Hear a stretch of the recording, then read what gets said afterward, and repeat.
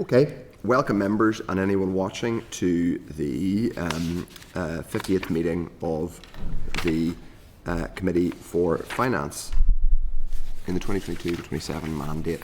Now we have two new members to welcome, having wished farewell to Mr. Brett and Mr. Frew last week. We welcome Brian Kingston and Harry Harvey to replace them. Welcome Brian and Harry, look forward to working with you. Good. We also have a new member of the clerk team, who's Marion Johnson, who's joining us, so welcome Marion. Members, as always, this will be recorded online. Usual rules apply to anyone in the gallery or indeed members in relation to phones. Agenda item 1 is apologies. We don't have apologies yet, but we do have one member currently joining us on Zoom and possibly one more expected to join us on Zoom. We possibly have 3 on Zoom, Chair. Dr. Aiken, Mr. Tennyson and Mr. Carroll. Fine, okay, we currently have 1 on Zoom, but with possibly 2 to follow. 2 more to follow, yeah. Agenda item 2 is declaration of interest. Members, you're obliged to declare any relevant interest at the start of each meeting. Has anyone Has anybody an interest they wish to declare? No, okay. Agenda item 3, chairperson's business. The only item of chairperson's business that I wanted to raise is to reiterate on the record, for the purposes of the committee record and the minutes, a really big thank you to committee colleagues, but also particularly the clerk team, for the extraordinary hard work that went into finalising the committee report on the financial services and banking landscape here. And the launch event, which happened yesterday and was a real success. There's lots in there. I think it's a real solid exercise in cross-party work. It was very well attended. We had all the major local banks anyway, local stakeholders from the Consumer Council to FSB, who are all engaged in the findings, and also, I'm glad to say, the FCA. We are, as per the report, going to be sending out a lot of letters. So while the formal deep consideration of this stops for us now, or has stopped, it's ensuring that actions coming out of that report happen. That work, as it were, begins now. We had lots of good engagement from people who were in the room. There was a warm welcome for the report. There was decent media coverage.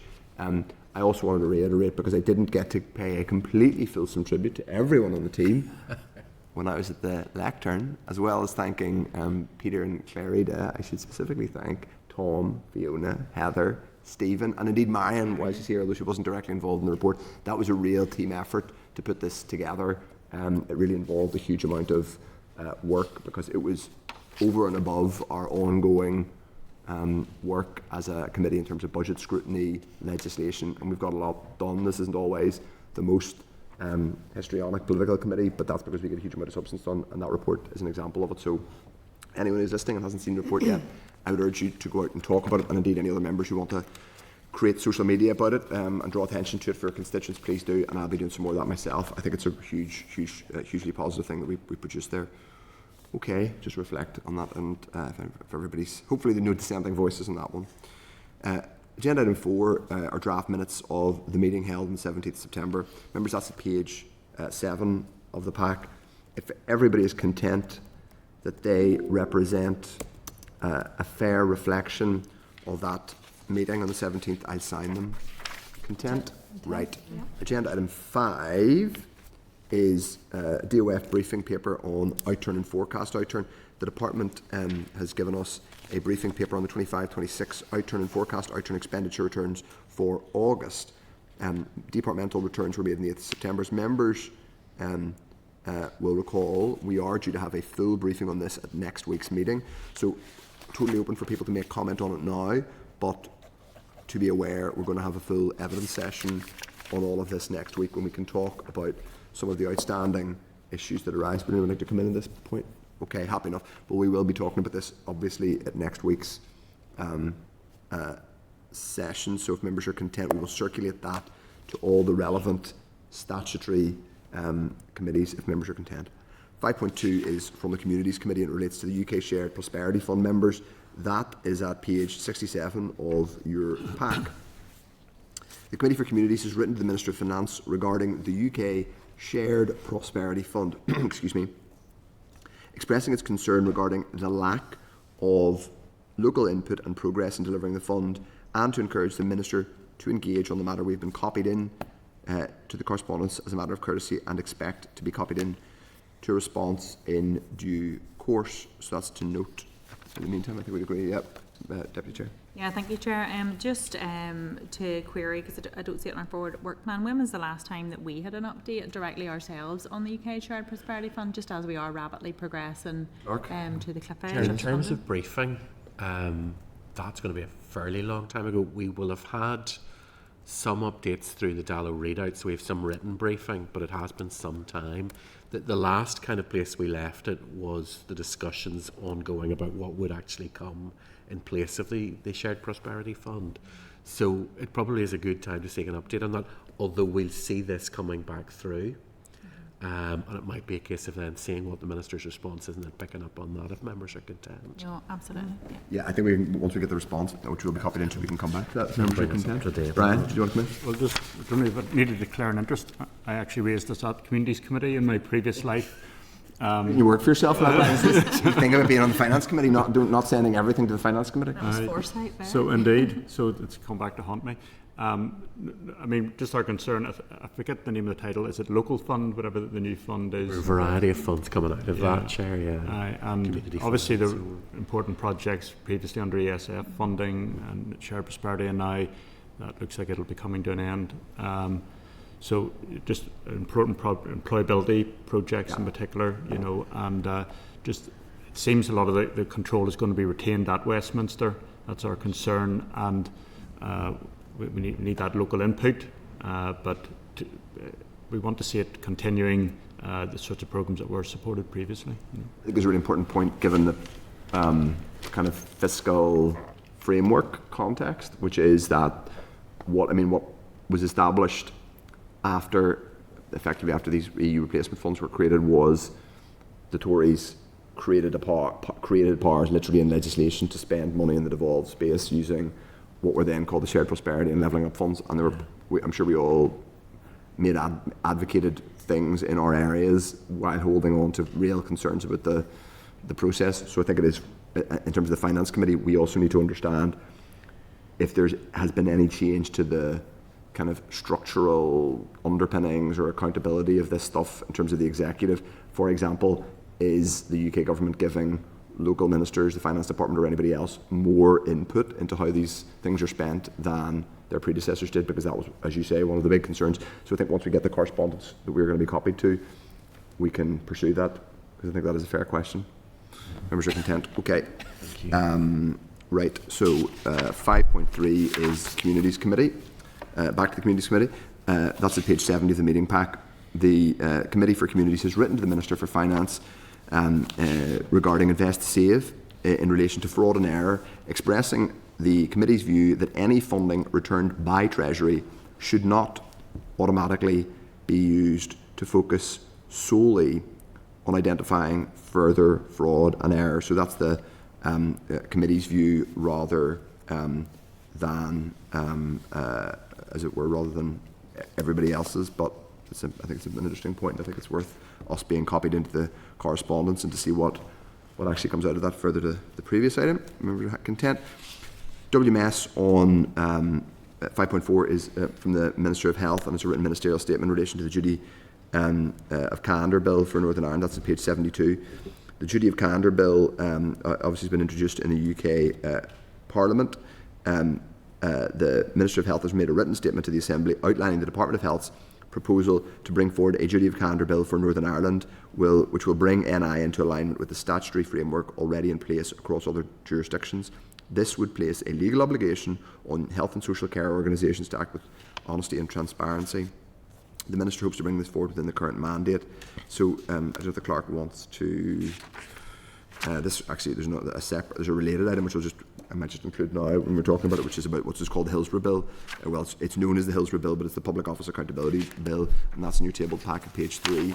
The Health Committee has written to the Finance Minister to seek clarification on potential consideration of a legislative consent memorandum in respect of the Public Office Accountability Bill, and we expect to be copied into the response in due course. So the Clerk can update us both on the Health Department's intentions in relation to a duty of candour bill and also an LCM in relation to the Public Office Accountability Bill, I would imagine at first glance that both of those will touch on our responsibilities, but particularly the public office, the LCM, because that will cover public officials and the civil service more broadly. So this is quite an interesting background. In at UK government level, there's been previous legislation specifically for health, and the new legislation that's coming forward in the bill that'll be the legislative consent process for DOF, the public office bill, is to cover areas that are not already included in the health bill. So as it stands, it doesn't do everything that we might want to do for health, which is why the health minister believes there's gaps and will want to bring forward potentially a duty of candour bill specifically designed for issues in health, and he's citing things like the hypernatremia issue and so on. So he's saying the Public Office Accountability Bill will not cover everything? So I think at the minute there's discussion ongoing. So I've confirmed with DOF officials that they're talking to health officials, and I think it's really taking a look at this bill as to whether or not it'll go as far as is needed. I think that's particularly, as I say, because at UK government level, there's been a separate piece of legislation for health previously, so that's already in place. And this is widening out the scope of the duty of candour. So it may not cover health as much as it perhaps needs to in this context, which is why they're looking at it to see if there's a requirement for a further health bill that will cover or allow the minister to cover the issues he's highlighted, such as hyponatremia. So at the minute we're in a waiting space. Everybody's having a look at what the UK bill says, UK government bill says, and it'll be a case of working out whether that would actually allow the elements of it that are going to be in the devolved sphere, whether that would allow the health minister to do what he wants to do and then wouldn't have to bring forward his own bill. So can I just ask then, so we're understanding, at the minute the Northern Ireland is out of line with other UK jurisdictions in relation to duty of candour, but there is a discussion, or is that wrong? Particularly only in terms of health. Health, that's what on I a mean, UK level, well, I suppose in the English, for the English health service, there's already legislation, which I think it covers Wales as well. So the new bill coming from Westminster is more expansive, so it's moving beyond the health sphere, it's covering other. Well, yes, I'm sorry, the point is police. So we're included in that, in the legislative consent process, so it's going into devolved areas, but it's a case of checking now whether or not it's going to cover enough of health so that the health minister won't need to bring forward a separate bill. Okay. So there's a lot of discussion on that at the minute. We'll have officials in, we're kind of now in a bit of a holding pattern because of the conference season at Westminster. So there'll be a second reading after that, and officials are going to come to brief us kind of mid-October.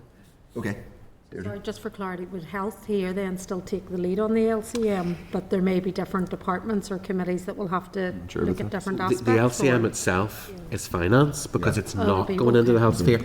So there'll also be a finance element of any bill that health brings forward, because there'll still be a need for it to potentially cover into areas that finances. I think it's probably fair to say that if it was... It's complex. It's complex. So the duty of... Either way, we're going to have to examine the Public Accountability Bill as lead committee here, and we'll probably have to write out to other committees asking them for their view on what it means for, health, education, etc. We did that, and that's why health have flagged up, and we obviously had the ministers. Helpfully, his WMS came at the same time, and I think Dr. Aiken might have something he can add to this, Terry. Steve Aiken?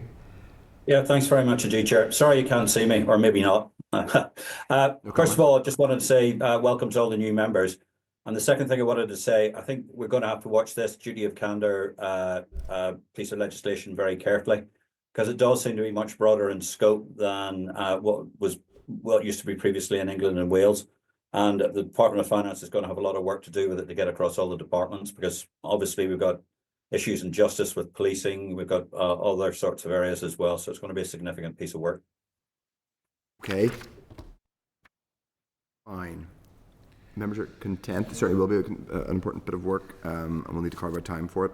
Hopefully we'll find... So do we know when we're going to find out more, really? We'll have briefing sort of mid-October. We'll have briefing on the public accountability? So briefing on the public... So I think that's probably what's become very confusing, particularly about this, is that the health minister has talked about a bill that he might bring forward that isn't there at the minute. So the focus really is at the minute on the Westminster bill, seeing what it does, panning it out, and seeing if it means you don't require any further localised legislation. Yeah, okay. The alternative would have been the executive collectively deciding to say no to the legislative consent process. This is a devolved area. We will legislate on this ourselves. With where we are in the point of the mandate, that would take quite a long time to develop a bill like that. So Yeah. it's a case of being able to bring in the UK government element should the executive, the minister, decide to do that. But it might potentially just not be as fulsome around health as you would want it to be, because that's previously been legislated for in England. Okay, members content for now until we get more. We get a briefing in mid-October then on the Public Office Accountability Bill. 5.5 is Horizon and Fujitsu. Last week we had a discussion on potentially writing to the Finance Minister. We asked the team to go away and draft a letter to reflect committee concerns, but also the fact there was a slight difference of opinion in terms of level of concern. But I, first of all, thank you to the clerk. The paper itself is at page, or the letter, I should say, the draft letter from me as chair is at page 75. And I'm broadly content with that letter, with one thing and I should have gone back in writing before this, apologies. I think on paragraph 2, after to highlight the committee's view, I think it would be helpful if we had inserted a line saying words to the effect of, and we can perhaps crystallise that this after the discussion so we don't have to come back to another draft in the meeting next week. Words to the effect of, there remain significant concerns about and then we can say from some members, because this is clearly something on which there isn't a pure consensus in the committee. There remain significant concerns from some members about this issue, I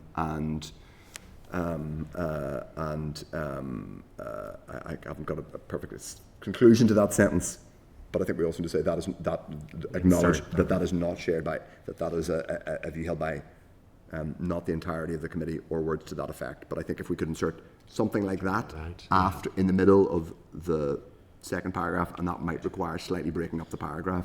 But I'm going to bring people in. Other than that, I think this reflects what we've asked for, and it will at least allow the Minister to respond to us, and people can obviously give voice to views after that. We'll bring in Jerry Carroll, and then anybody else who wants to come in. Jerry? Yeah, thanks, Chair. Chair, my concern about the reason why I raised this was to make the raise concern about the fact that the Fujitsu organisation was still getting large sums of public money, and I don't think that concern is reflected in the letter. So, and there's no dig on the committee clerk team who have written this, but I think the political agreement wasn't there from the committee to raise that concern. So I really want to just state that on the record, and appreciate it maybe in a minority of one on that, but I just think it's quite stark that the Finance Committee is unable to raise concerns about a finance decision about a company that's being embroiled in so much scandal. But I appreciate that may be a minority view on the committee, but I just want to put that on the record again. Okay, I think it's not fair to say, Jerry, but with respect, that you're the only person who's raised concerns about this issue. I think literally every member of the committee from every party has raised concerns about this, and we've discussed it. But you're totally entitled to make your point, and and obviously you're able to pursue it. I do think we have a letter in draft form which will allow us to record with the Minister, get an update on where the policy development is, or the scrutiny of this issue is, which will give voice to the continuing concern, not just from yourself, but from the committee in general, but also the fact that other members clearly do take certainly have a slightly different emphasis on it. There isn't a perfect crystallised committee view, but can I ask for any other views on this letter as it is? Deputy Chair. Yeah, thank you, Matthew. And just to concur with the point you made, yes, every member of the committee has said they were very, very concerned about this, and the Horizon scandal was awful, and many of us saw the outworkings of it in our own constituencies. But as a committee, we have written about this, we have raised it, we have got a tracker, we have expressed concerns, and I think that the letter reflects that you're literally writing as a committee to the Minister to emphasise that we continue to be concerned, and please keep us abreast of what is going on through the procurement process. So I'm content with the letter as it is. Steve Aiken. Yeah, thanks, Chair. No, Jerry definitely isn't in the minority of one on this one.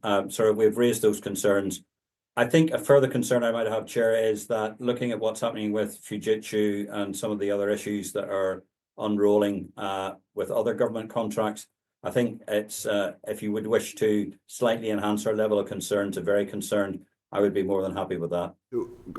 Just to crystallise that, the amendment I had suggested is in paragraph 2 of the letter, at the end of sentence, which finishes highlight the committee's view, we insert words to the effect of, and it might be helpful if we just, we've got a version here. What I might suggest to the clerks, circulate that around. It won't materially change the letter, but it will underline the fact that there are significant concerns that continue to exist from members, but reflect that there's a range of views. So subject to that change, are people content that we issue this letter and then we'll get a response? Yeah. Okay. Happy, Chair. Thank you. Now, the next item is also in the tabled pack, and that is that is actually something which we asked for, which we now have, which is the presentation by Neil Gibson, the Permanent Secretary in the Department, which he gave on the 2nd of September. That's at page 6 of the tabled pack. So we asked for the slides. It's been circulated both to us and other statutory committees. Just goes to show that if you raise something with Joanne McBurney, tends to get actioned, which is testament to her. We talk about the attempted to organ grinder, but anyway, she's there. We will leave it at that. So thank you very much. That's useful. Steve Aiken, Mr. Come in. Yes, Chair, and I just wanted to commend the department for the presentation and the presentation of the brief. I was just a bit disappointed that there weren't very many MLAs at the brief. I think was the most important one that they have for the rest of the mandate. Do you mean the one that took place upstairs in the Long Gallery? Yes. Fair enough. Well, you put your views in the record. That's for individual members and to reflect on. Okay, people happy enough? Right. Now, the next item is a briefing on the principles of the Administrative and Financial Provisions Bill. So, members, there's a background paper at page 78 of the meeting pack with the clerk's memo and the bill itself, obviously, and the explanatory financial memorandum. At page 121 of the meeting pack is the delegated powers memorandum for the bill, which has now been received and forwarded to the examiner for statutory rules for her advice on the delegated powers within the bill. And I think if ever there was a bill where the delegated powers memorandum is going to be really important, it's this one. So in some cases, obviously, that's a relatively technical and sometimes fairly cursory part of our scrutiny, but in this case, it's going to be probably quite fundamental to the entire exercise. And at page 130 of the meeting pack is a copy of the raised paper on the bill, which we considered at last week's meeting. Page 29 of the tabled pack is the Hansard transcript of the raised briefing, and page 42 of the tabled pack is a response from the Fiscal Council on the bill. The detail of this response will be added to the clause-by-clause table for the bill to insist deliberations in due course.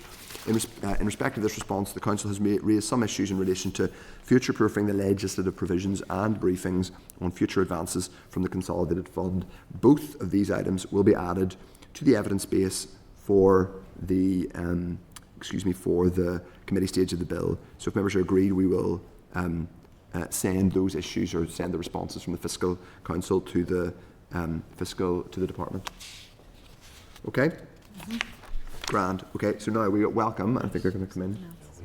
We've got something else. Sorry. This is from the audit. It's about the bill, but we'll deal with it afterwards. Oh right. Okay. Excellent. Fine. Thank you. So everybody has it. Grand. We are in a couple of minutes going to have, once we've circulated this, we've just got something which has come through to the audit committee. From the audit committee, which I'm reading in real time, but we will. Once we've had the brief, because it'll become clearer what it's around once we've had the briefing. And Diane's quite happy to lead on it because she's now deputy chair of the PNC. Okay. Okay. Go ahead, Heather. Thank you. So we're now going to welcome Patrick Neeson.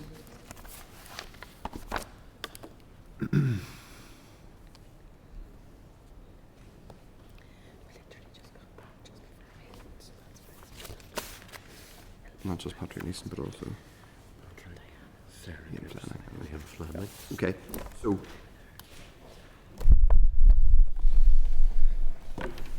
Patrick, so we welcome Patrick Neeson, a regular attender at our committee or attendee.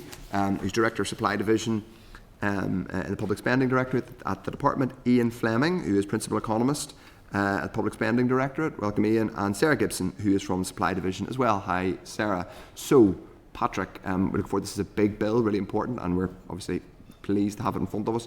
Do you want to give us an opening statement? And then members, obviously, as always, indicate if you wish to ask a question. Go ahead. Okay, thank you. Yes, we're here today with Ian and Sarah just to brief the committee on the bill. So the department last appeared before the committee on this bill in September 2024, and we've made significant progress since then. So the bill was introduced to the Assembly in June 25 and passed second stage in early July 25, and obviously we're committed to engaging with the committee fully to provide whatever assistance we can to support your scrutiny of the bill. As you know, the bill addresses many what are known as black box items. So that's areas of spend that rely on sole authority of the Budget Act, and I know that's an issue members have been concerned with in the past. And another important motivation for the bill is the fact that the last financial provisions bill was passed in 2014. So given the passage of time, there's obviously a range of issues that need to be addressed that are outstanding. So that's probably one of the reasons why there's 20 substantive clauses in the bill. So I note that the committee took evidence from RAISE last week, and we found that very useful, and that examined their report. We know the committee have their report and makes a number of key considerations. My understanding of these issues have now been circulated to other committees, and my counterparts in other departments are working to provide responses to those. Department of Finance will work closely with other contributing departments to ensure all issues raised are addressed. In addition to our role in terms of coordinating the bill, we're also directly responsible for 3 clauses in the bill, and they relate to strategic investment funding, advances from the Consolidated Fund, and the appointment of the auditor for the NIAO. So with that, happy to take any questions the members might have. Thank you very much, members. As always, please indicate if you wish to ask a question. Obviously, this is a really important bill. It's a sort of tidying up bill, but there's lots of stuff in there. And because there's so much stuff, we need to kind of understand lots of it. And sometimes some of the questions might be quite obvious, but this is one of those bills where I think it's really important us understanding the purpose of everything. And obviously, we await the ESR. It's going to come back to us on the delegated powers component of this. So, in terms of where we are, we got a briefing from RAISE last week on the timelines around this bill, and in many ways, and the start of this process in many ways was January 2024, but I presume lots of this work on this actually started years upon years ago, or there's been a kind of snowball of things that were on the spike that needed to be added to a bill like this. Is that true? And could you give us a sense of like the committee departmental thinking in the period from 2014 to 2024? My memory of being in the Finance Committee between 2020 and 2022 is that there was at least some acknowledgement that there needed to be an update financial provisions bill. It was then, I think they were just calling it a financial provisions bill rather than an administrative and financial provisions bill. So could you give us some sense of how long this has been talked about inside the department? I think several years, to be fair, at the very least. So give the example of the financial transactions capital clause, which relates to transferring or giving DOF the power to issue loans and so on, which relates to Northern Ireland Investment Fund and the need for Department of Finance to be able to give loans in order to kind of look after the fund rather than rely on TEO. So there are things like that we've been aware of for a number of years. We knew there was a need for a financial provisions bill, and I think it was always intention to have a financial provisions bill in order to deal with those sorts of matters. I don't remember the exact timing, but I know we did go out to departments in the past to say that Department of Finance wished to bring forward a financial provisions bill, and they asked departments what they might want to include in that. My recollection is of at least 2022 perhaps we went out, but I'm not sure the exact timing. And then went back again then, as you say, early 2024, just to say to departments again at that stage, okay, now we're hopefully going to take forward a financial provisions bill with the return of the executive and so on, and ask them at that stage were there things that they wanted to include in that bill. And then that kind of gathered pace as we started to develop the bill. Departments came to us during the development of the bill to say, look, we understand there's going to be a financial provisions bill. We think it'd be a useful vehicle to implement this legislative change, and that happened up until a point where we are today with a bill of 20 clauses. That's one of the things that delayed the bill, or relatively delayed it, because people kept coming and saying, could you add on this, could you add on that? I wouldn't necessarily say so, and one of the reasons why we were able to accommodate those is because, it's a kind of rolling programme of development of a bill where we initially started with, I'm not sure how many clauses, but I'm sure there may be a dozen or so. So obviously it's ourselves engaging with departments and engaging with the OLC, who were really supportive and really helpful in doing their job in relation to the development of the bill. So, that process was ongoing. Others were coming on board, and there was a bit of a kind of snowball effect where it kind of just gathered in size, gathered in pace. But I wouldn't necessarily say that it delayed it significantly. So, up to January 24, there were things that had been on the to-do list or to legislate for list. There were things that were in the black box largely, things like, or either on the black box or known to be anomalies. One of them was FTC and the fact that DOF can't make loans basically under the with the NI investment fund, or DOF doesn't have the power by itself to make FTC loans, which is an anomalous situation given it, it's the recipient, as it were, in the and the NI investment fund had to operate through. So that was a thing that had to be resolved. But I presume, several things will have been added after, and I think from memory, the support services for victims and survivors was around before. That was a thing that was a long-standing anomaly that was going to be that had been talked about before 24. Mm-hmm. What things were added sort of subsequent to January 24? So I think from recollection, so for example, DFE had a number of clauses in this, and some of that related to reflection in DFE post-COVID, whereas felt that DFE needed greater powers to do certain things. So DFE were thinking about doing, wanting their own almost financial provisions bill. So there were things that were probably added. I think some of the TUO things were added where there was greater recognition from them that they needed legislative cover. There's things that came late in the day. So, for example, the COSIGA, I think, was one of the things that came reasonably late in the day, where they recognised the need for legislative cover in order to change the length of term there in legislation. So, I don't have an exact list of all the timings. Someone can go back and kind of give you a chronological order of when, what things there were when we first started, and what things came on board and when. I think as well, for example, when we first commissioned returns back in January, we then went to the executive, and the DFI minister wanted to add in the Smart Pass thing, so it was added in at the executive level. I also DFI minister wanted to add in Smart Passes? Yeah, it was agreed at the executive table that the Smart Pass would be added in at that stage. Why was that? What was the reason for that? I think it was just a late addition, from memory. It was a late addition. Why? What was there must be a reason why they wanted to add it to. I think it's the same reason why it's included now. It was to bring in the Smart Pass to help financial sustainability, to raise additional funds. Yeah, so the infrastructure minister wanted to do that, but that presumably, if that was part of the financial sustainability work, that would have had to have been in via the Department of Finance and the budget sustainability discussions. Did that arise from discussions with your department or the UK government, or? It's a result. Obviously, we're engaging. We would go out to all departments when we're developing a financial provisions bill.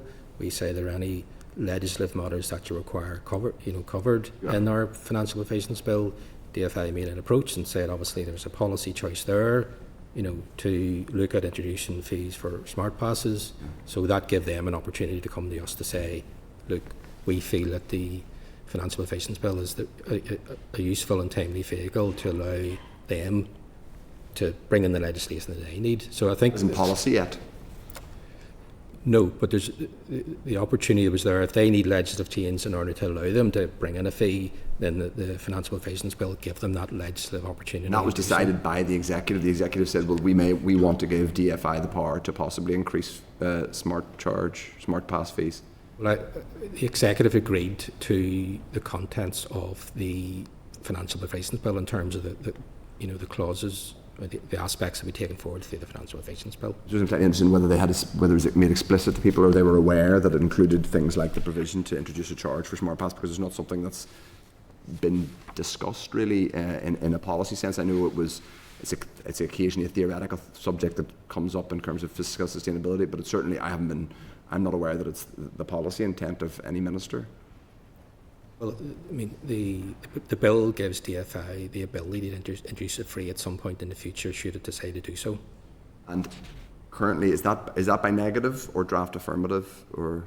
My understanding is it would be negative resolution. So I suppose this is not just to get on the details, obviously, but the current bill allows, given we haven't had there's no policy discussion yet publicly, or there's no policy confirmation by the executive that they want to introduce these charges, but what this bill would do is effectively give the minister the power to introduce these charges, and there would never have to be a vote. In fact, there wouldn't even really have to be necessarily there may have to be a policy discussion with the executive, but we don't know. It could happen without a vote. Obviously. No, there has been a vote. There was a second staged vote before this bill was brought here, and members had the opportunity then to discuss the principle of introducing a fee. I'm aware of that. Well, obviously, but we still have to vote on clause by clause. We still have the opportunity to vote. So it's not true to say that this bill has been. I think that's fair to say that we have had an initial vote on the principles of the bill. Obviously, I know because I participated in that debate, but it's not. That's not the same as a bill going through its scrutiny, which is what's happening now. Okay, but I think this is exactly what the purpose of our scrutiny is, because I think a lot of people will be surprised to learn that that power has been, or is proposed to be taken, and that it could then be exercised without a kind of draft affirmative vote, unlike, for example, rates, a change in the rates order, which would require a draft affirmative vote. Okay, I'm going to bring, we will have the examiner statutory rules who'll be in and explaining all of those secondary powers to us. On FTC, just briefly, how does the department foresee FTC being used differently by the department as opposed to by the board, the Strategic Investment Board? It's not necessarily that this clause in the legislation has been introduced in order to allow the department to do anything differently. It's really to address, in the first instance, that anomaly that exists whereby, the Department of Finance has essentially policy responsibility on behalf of the executive for administering the Financial Provisions Bill, but currently relies on the Executive Office and SIB for loans to be made to the investment fund and for monies to be repaid back. So there was a commitment given that when TO took on that responsibility when the investment fund was first introduced, that was until such times as DOF had the legal fairness to issue loans. So that's the reason for the clause in the first instance. Now, having said that, I think moving forward, I think the Minister is keen that if we do have the power, that we'll certainly explore all opportunities for using FTC moving forward. Okay, we'll bring in members now. First of all, Deputy Chair. Thank you, Chair, and thank you, Patrick, Ian, Sarah, for being here today. As you had outlined, 2014 since the last bill, so it's 11 years. There's a lot to get caught up on in that, so I understand why there's quite a lot of detailed clauses on it. But given that it is so long and so many things have come through into it, I'm a bit concerned that there's so many items that have come through and are sitting in it as negative resolution rather than draft affirmative whenever it is being brought in new. It's quite a chunky piece of legislation, and quite often we see across a number of committees where there are policy areas and then there's this, and this is the financial element. People just see that it's coming behind, whereas it's actually the bottom line control that we have in place here in terms of of what is, you know, effectively charged to the public and what needs to come back to the floor of the Assembly, effectively what the Chair was saying. And I just would ask, in terms of this, would this be a piece of legislation that you would expect to see, you know, a recurrence of this being updated every year or so, like quite a live thing? And for that basis, should we have more things sitting as negative resolution and keep our eyes on this as to what, or more things should be draft affirmative and move to negative resolution as we understand how this legislation progresses year on year?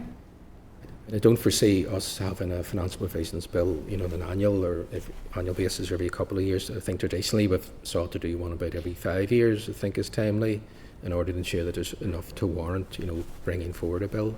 I think in terms of the negative resolution issue, you know, we've spoken about this with kind of departmental colleagues who are seeking to take through the relevant clauses, and I think their view is that there will be an opportunity in terms of their engagement with respective committees.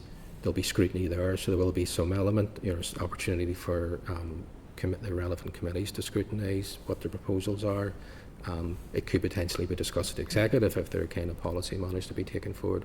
I think their view is too that they also, you know, I think they want flexibility to be able to, that if they do need to amend fees on a regular basis, perhaps on an annual basis, that if that involved, you know, coming back and taking up Assembly time, it kind of slows up that process and that ability to be flexible. So my understanding is that is why their view is that these matters require negative resolution. Because as was outlined by the Chair, where there's, you know, a clear policy intent in certain areas and it's a brand new area, like this is our opportunity to safeguard that something would need to come to the floor of the Assembly, such as you know, the Infrastructure Minister bringing forward this negative resolution power, that there could be this change in smart passes. It's something that, you know, we have the opportunity to safeguard that here until a policy decision is clearly made and taken forward. So that would be my view on this, given that there hasn't been a substantive, you know, piece of legislation in over 10 years.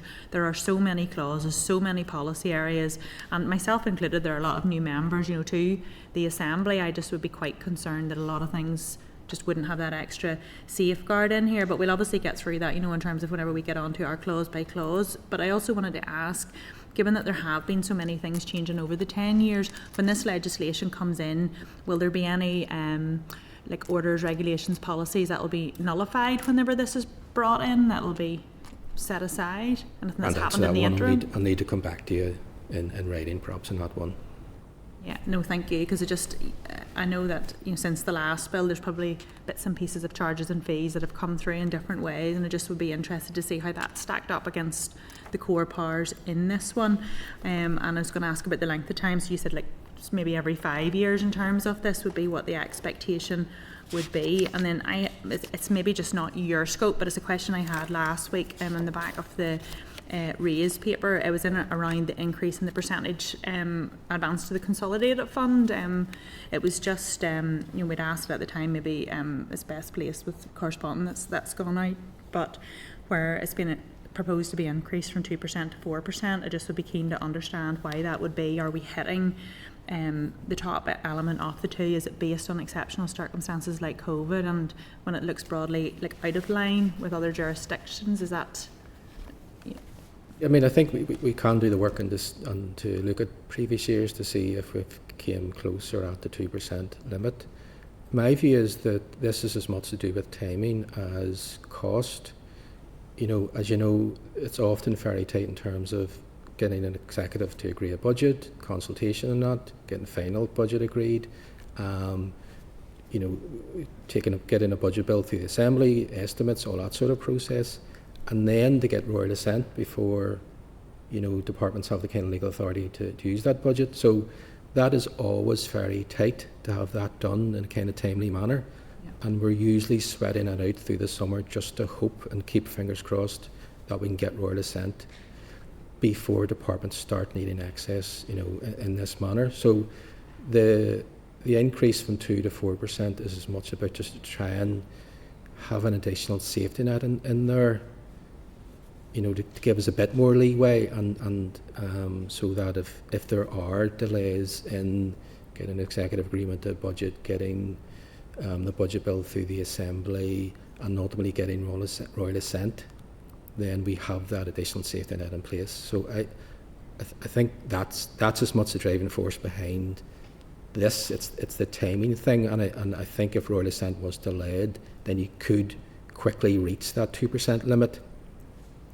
Yeah, I think on that one, we had raised it last week, and we were seeking a bit more clarity on it, because look how close we were ever coming to the 2%, because it was saying it was actually 0.5% in other jurisdictions, so 2% seems more than healthy enough. And as my colleague Paul Frew had said last week, if you were thinking you were going to be hitting 4, it's a very high thing to put in as your baseline if everybody else is sitting in 0.5 and we're already on 2.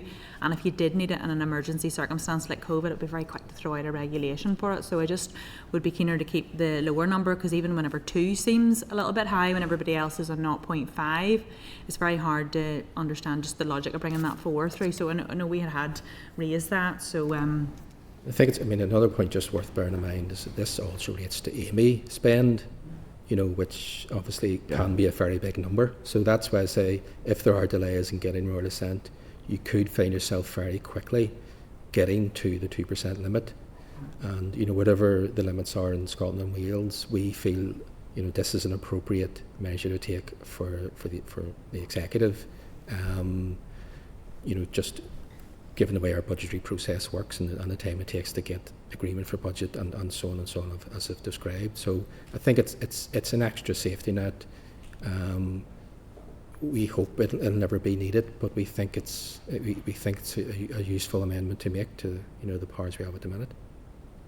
Just to go back to my point, and I'm not trying to be difficult or anything, but rather than a safety net, this is our financial control here. So we'd asked before, and I would be keen to see how close we are to hitting the 2%, because if we were hitting it consistently, the numbers are there, we can see it. So it would be really, really good to just see those numbers to be able to understand that if it was going to move. Thank you, Chair. Just to double check factually, are you saying because is there a greater proportion of AME spending here than there would be in Scotland and Wales? Do you think that's a factor? No, I wouldn't say that. I would just make the point that we're also talking about AME when we're talking about the total kind of supply in the previous year. It's a percentage of that, including AME. So it could potentially be a big number. That's my further to what Diane's asking is part of the argument why we're already sort of 4 times the proportion of the other devolved administrations, and is that because we have proportionally more AME spending locally? And I suppose maybe that's a question you could come back to us on, because I think that's something that would be helpful. Just on the point about the smart passes, I do think it's really important to, I do think members of the public, and there may well be arguments about sustainability. Clearly, that's a big part of the discussion when this place was restored. I don't think people would think it was too clever if a power was taken, a kind of, not quite a Henry VIII power, but that kind of thing, to effectively introduce these charges. It's not by the back door, because we're scrutinising it now, and that's literally what we're doing, scrutinising it. But this isn't sort of the valorisation or the indexation or the operating of a charge. This is introducing a charge for the first time. That may or may not be the right thing to do. And lots of people say it's a terrible thing. Other people say there's a fiscal reason to do it. But I think it's certainly important that there's clarity on it. Okay, I'm going to bring in Jenna. Yeah, just for a point of clarity, and you might not be able to answer this, it could be a question for the DFI Minister, but just on the smart passes, is this not just a similar thing to the baby loss awareness or the baby loss certificate scheme, where you have the power to charge, but you might not necessarily use it? Is that right? That's right. This bill will give DFI the ability to introduce a fee. So we're not talking about the introduction of a fee per se. Yes, that's correct. Baby loss is draft affirmative, so we know that there has to be a vote in the Assembly. This is currently a negative resolution, so there would be no vote. So it is different in that sense. No, I was just looking for clarity on that. Thank you. Okay. Jerry Carroll. Jerry. Thanks, Chair. I do think it's strange that this and the baby loss issue, and there's different technicality, but it's like the department are claiming they will not implement charges, but then they're bringing forward legislation which will allow them to implement charges. So the obvious point is, if you're not going to implement the charges, obviously don't bring forward the legislation. So that's an obvious point. Just repeat again, they are different. There's the baby loss is draft affirmative, so there never could be a charge without the Assembly voting for it. This is currently negative, so it could happen. I said there's difference, but obviously the principle is the same in terms of implementing or introducing the logic, and in this case, in terms of smart passes, trying to change the law to allow for a charge. So I have a question on that. I'm basically concerned about it. Obviously, financial stability was mentioned, but obviously what's not talked about or emphasized enough, Chair, is the societal impacts and the benefits of smart pass travel, reducing loneliness, reducing people going to hospital, their doctors, and so on and so forth. So leaving that aside, I think the principle is worth defending and challenging. I challenge this in the debate, the concept of introducing a charge. Can I ask the officials whether there's any concern in the Department of Finance, given the fact that the DFI's own consultation response showed that 54% of respondents were opposed to introducing a charge at all. So there's debating and challenging the policy, which I think is wrong to charge people for this, which shouldn't be the case. But given the fact that the department's own consultations showed that 54% of respondents oppose charging, so it's not a question of democracy and accountability here, and I appreciate it's a different department, but this is obviously part of a bill that the Department for Finance is leading on. So is there any concern within the department about that? Obviously, it's for DFI to defend their own policy if they bring in a fee. I think the points they have made to us when we have kind of broached this with them is that they would say that this, in a sense, is helping to support or enable the continued delivery of the policy of the Smart Pass. In other words, it costs them, I believe it's something around £500,000 per year to administer the scheme. So if they do decide to have a charge for applications or renewal of a pass and so on, that would support the administrative costs or support them being able to meet the administrative costs of having a scheme, I think is probably one of the approaches they would take. Under managed public money rules, they can't raise more in charges than it would cost for them to administer that. So there is that kind of constraint on, is one point worth making. 54%. I mean, in some ways, you may expect if you ask citizens, my view anyway, if you ask citizens, do they want to pay more for something, for 46% to say, yeah, actually we would. Some may feel it's actually quite a high percentage or high minority of people who would, accept the need to pay a pass in order to support the continued provision of that service. Is kind of, I suppose, my one reaction I might have to have.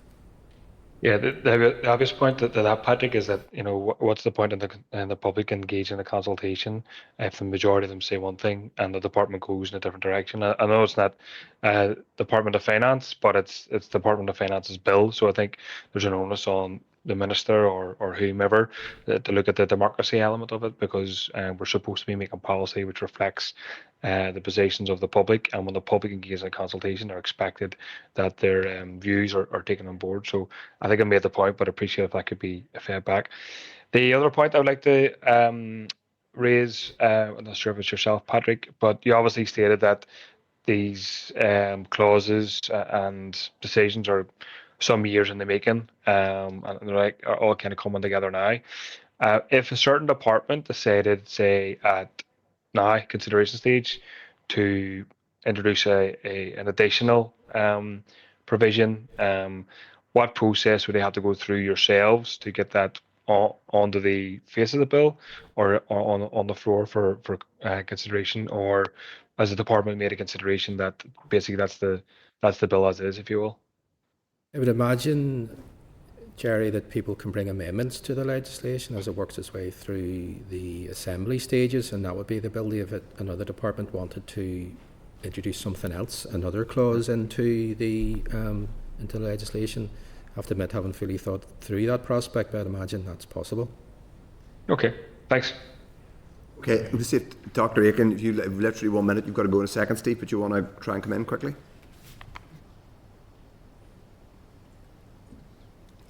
We may have lost him. Go on. Do you want to pick up?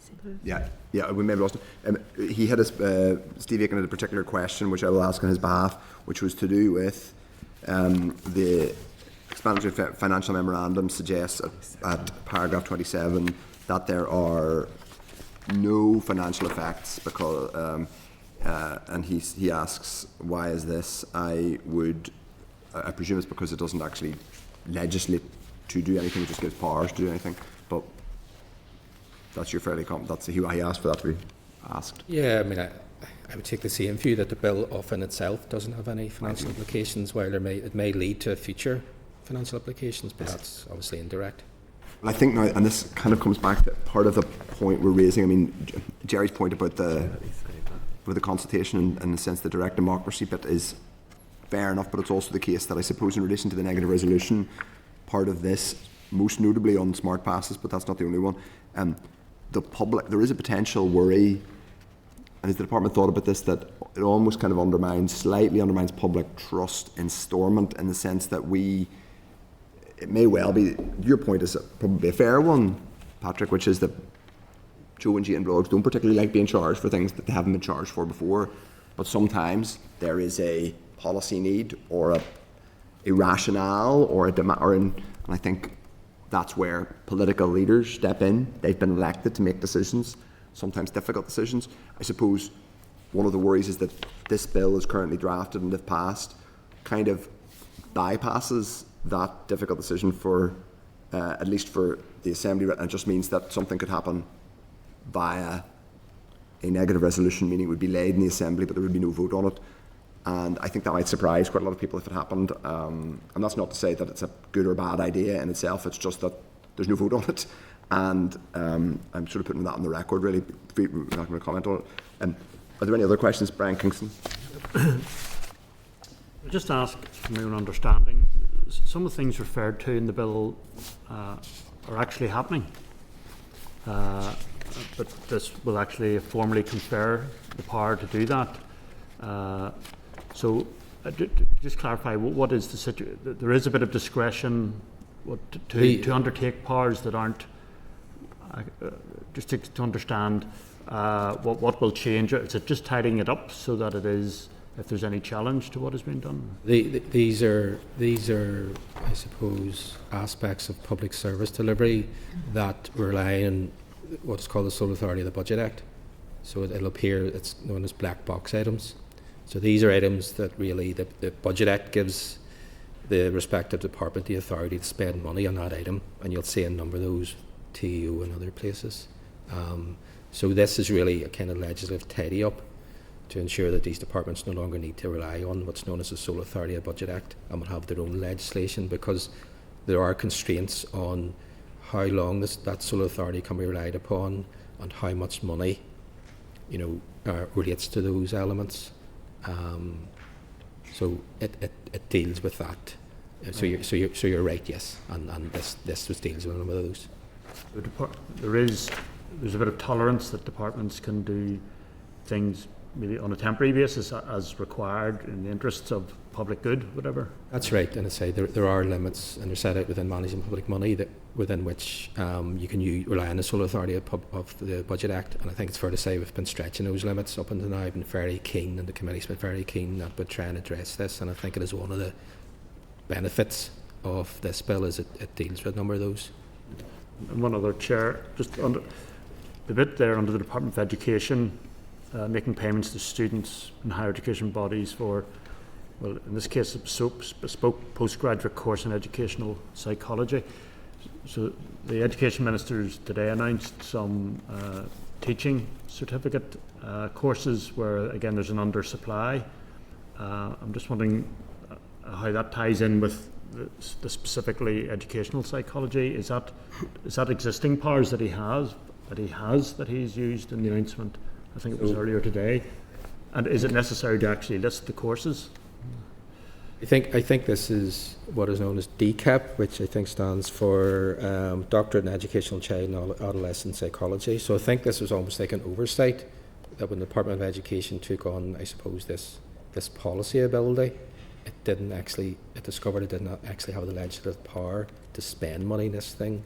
So this legislation is I guess, seeking to address that anomaly in relation to that specific bursary is paid to students. They're educational psychologists, essentially. So that power already exists for some other specific courses? I understand, Well, in terms of the other courses, I'm not sure what those are referred to, but I imagine that the department already has the legal authority to spend money in whatever that area is. Sciences and some languages. I think what happened was this power transferred to higher education, to higher educational part. It transferred to DFE whenever, Dale joined DFE, and DE are funding this scheme. They don't have this power, so they want to bring it in so they can educate these psychologists to deal with special educational needs. Okay, and it's been going for a while. I think it was found out that they realised they didn't have this power, and that's why they're taking it forward. So it's specifically just for that one course that they can fund it. I don't think it has any implications for the other courses which the Minister announced during the week.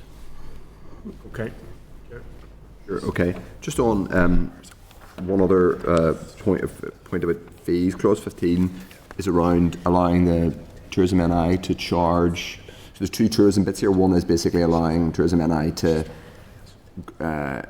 basically create a grade visitor and accommodation, I think, whereas it doesn't, like Bord Falcha can say this is 4-star accommodation, and I think like the Scottish tourism people, but Tourism NI can't, I think is right. Now this, I think Tourism NI have the power to grade accommodation, but they don't have the power for amenities. Okay, all right. Apologies, thank you for that clarification. And the other point is around fees. So this, so the clause 15 amends the tourism order, Tourism NI order 92 to allow DFE to exempt or remit certain fees and also charge new fees. Now, it says the EFM says this clause will allow Tourism NI to have the flexibility to introduce new fees where appropriate. Now, this is obviously a DFE lead, and they've come to the department, you guys, to ask for it. Do they give you an indication of the kinds of events or the kinds of fees they might want to introduce? I think it's training events, workshops. By the way, I'm not suggesting these are things that should be free, just to be clear, but I'm asking. That sort of things for the industry. So kind of sectoral events, meet the buyers, these sorts of things, where they think that there's a reasonable case to have a reasonable charge for those sorts of events. Okay. This isn't necessarily events for the public. This isn't like, they will part fund things like the Open or the Irish Open or the Giro Italia. This isn't about them being, because obviously those are the organisers. This is about saying if you are a hotelier or a tourism provider of some kind, that you might be charged a tenner to attend a workshop. That's my understanding, this sort of thing we're talking about here, yes. Okay, that makes more sense. Okay, Diane, Deputy Chair. Yeah, just following on from the Chair's question on this specific issue, the Tourism NI accounts for the past 2 years have actually been, they've had very significant audit opinions on them in and around the areas of 3 separate schemes around fees. So there are a lot of concerns have been raised by external audit, and schemes have been frozen, and there has been money found irregularities in spend and disclaimed audit opinions based on their fees. Just wanted to know, do you take account of that past record? And I'm just trying to go through the details of this one. I'm unclear if this one is just negative resolution or draft affirmative. I just can't pull that out here. I believe it's this on the fees for Tourism NI. Yeah, I'm just trying to pull out the language on it just when you've asked it. It says via regulations in EFM, but I don't know if it is. So there are concerns around negative. controls in the area. It's negative. Yeah, and I think that's probably slightly less controversial than the, yeah.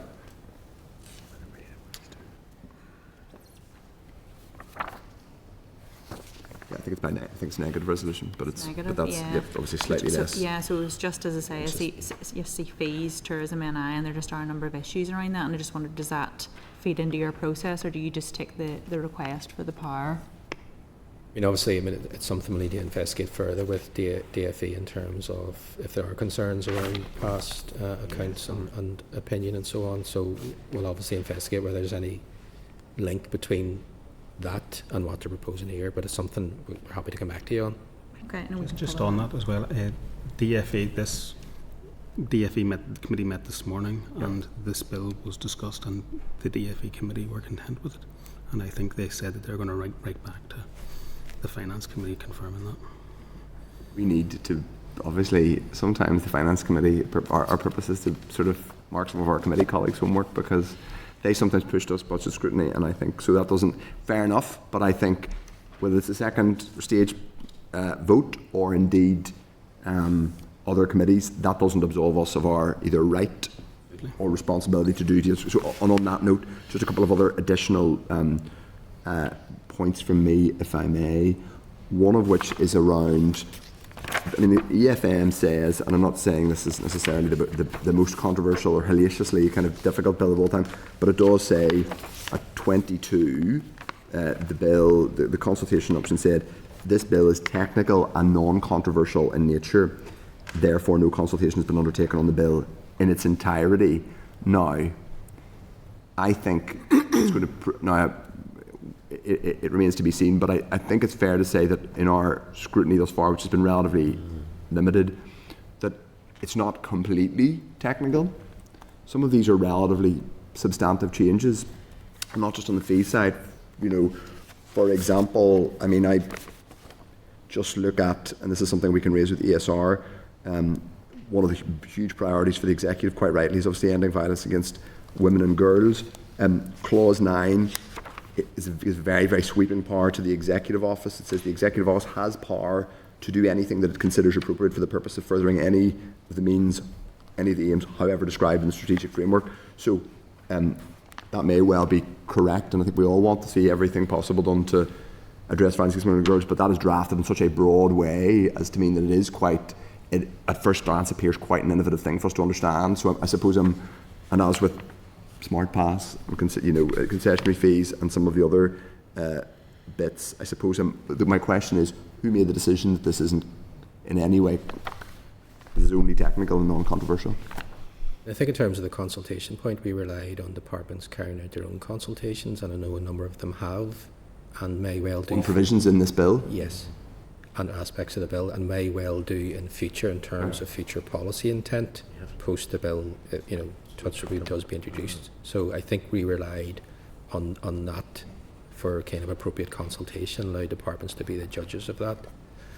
In relation to clause 9, for example, clause 10 we see as a counterbalance to clause 9. So it imposes some limit. Yeah.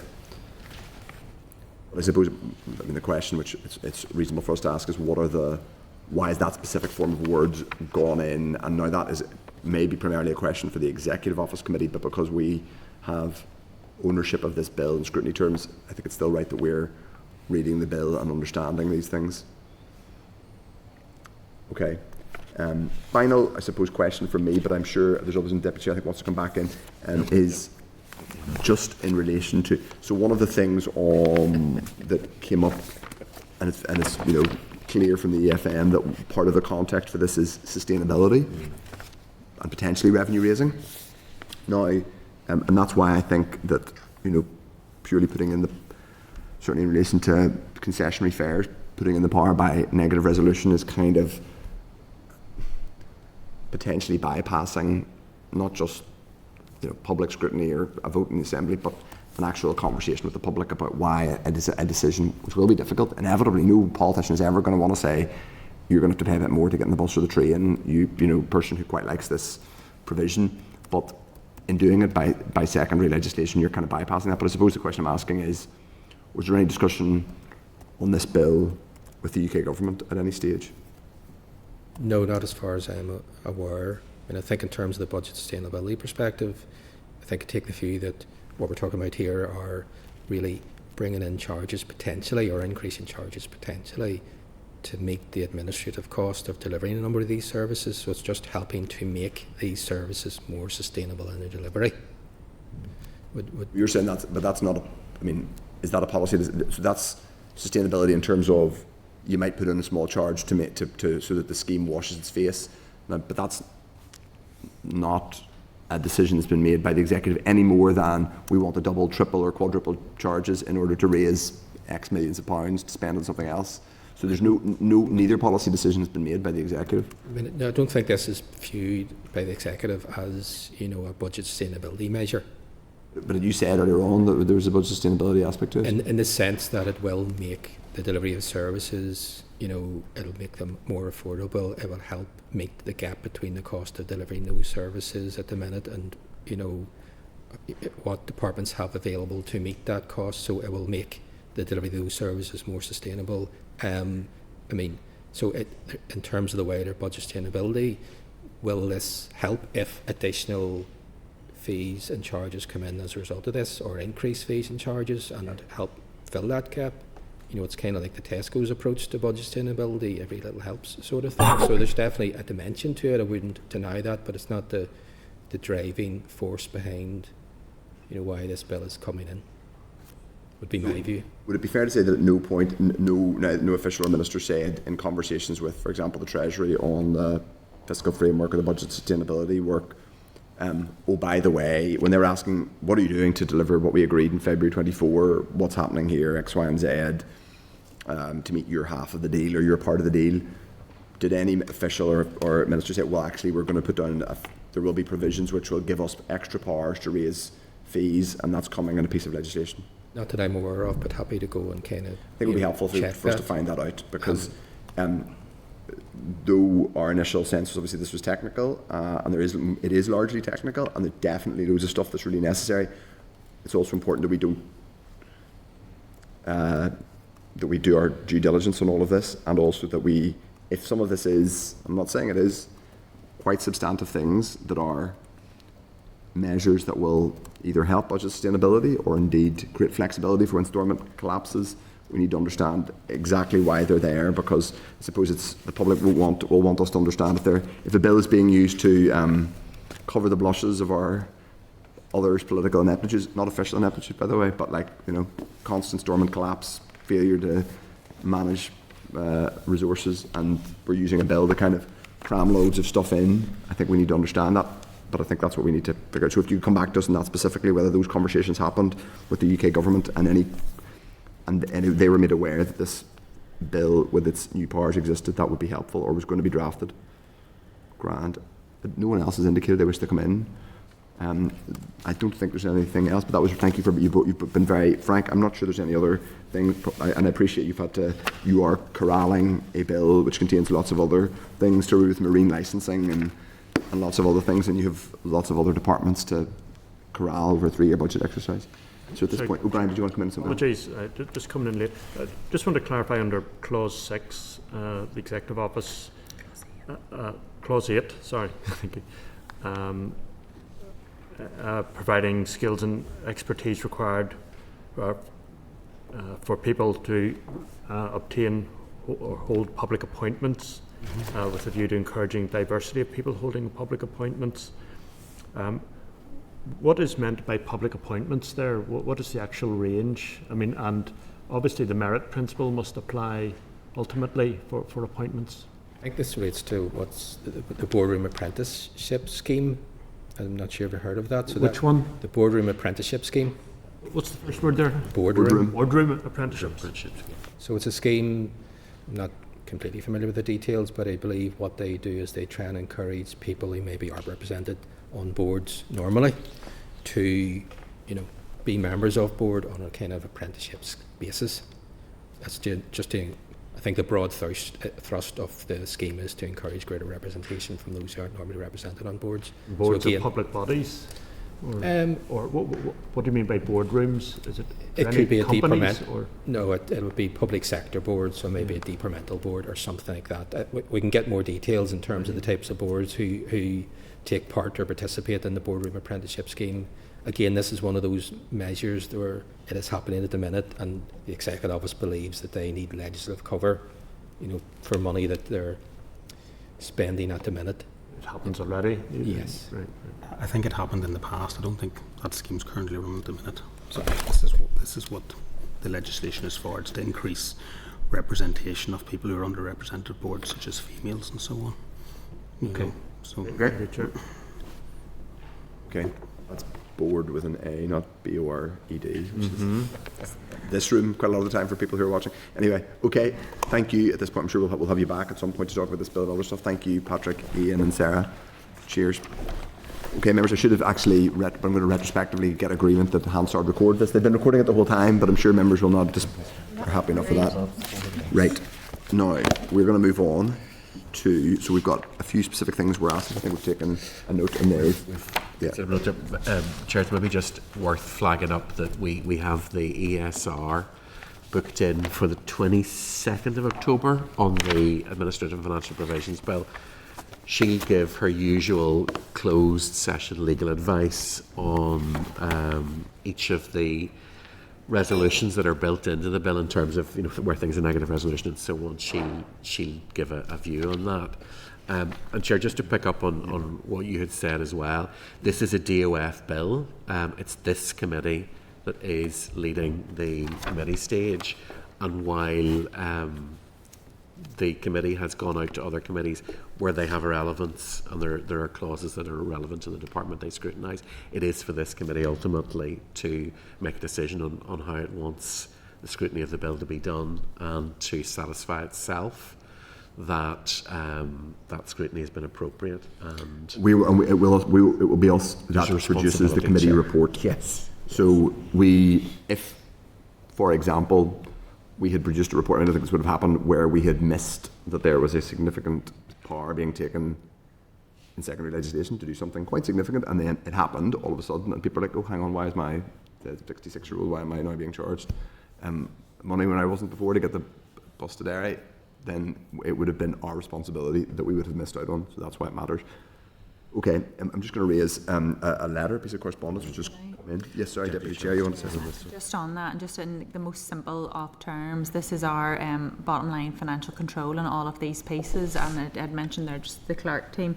It would be good if we just had that simple list of what is negative resolution powers in this legislation, what is draft affirmative, and what are new powers, just all set out in a very simple table that we all have sight of that and have clear understanding, because it's 10 years worth of things getting caught up in the one piece of legislation, and we are the last line of defence here in terms of, you know, the finance, and I would always prefer that everything was you know, draft affirmative and forced to the assembly floor, that you know, we're catching something, that we don't end up in a position that we wouldn't want to be in.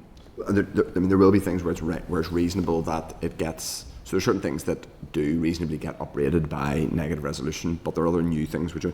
I think it's probably worth saying that the ESR, I presume, she will give us all that information, but perhaps it's worth us asking for it in very simple tabular form.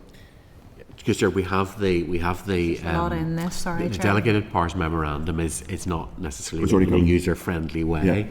Yeah. So what we'll do is we will break down where those powers apply in particular clauses and just what it is and so on. I think it just as the Deputy Chair says, that kind of table that's crystal clear means that nothing will get missed. There's a lot going on there. You can see, Chair, just in the memorandum. Yeah.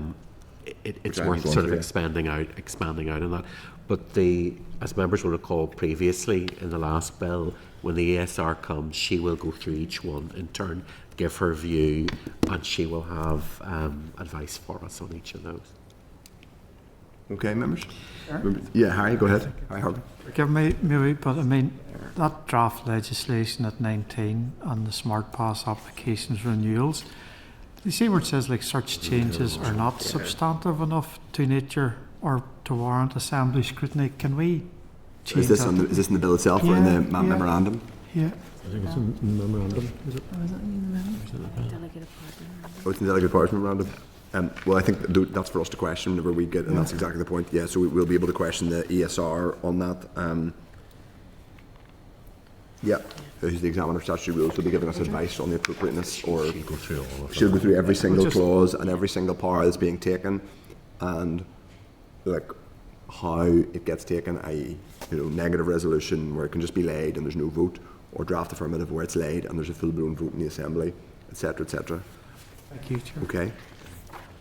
So I think that's useful. We've flushed out a few particular and things there. Just to remind members as well, we'll also have the same evidence from the ESR about the Fiscal Council bill. We've already had the memorandum through, and that we've already passed on, and that's on the 8th of October.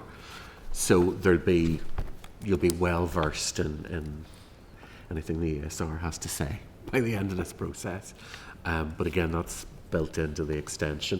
So just while I'm on that, we've had our motions to extend scheduled for the 30th, Tuesday the 30th. So those will both go through.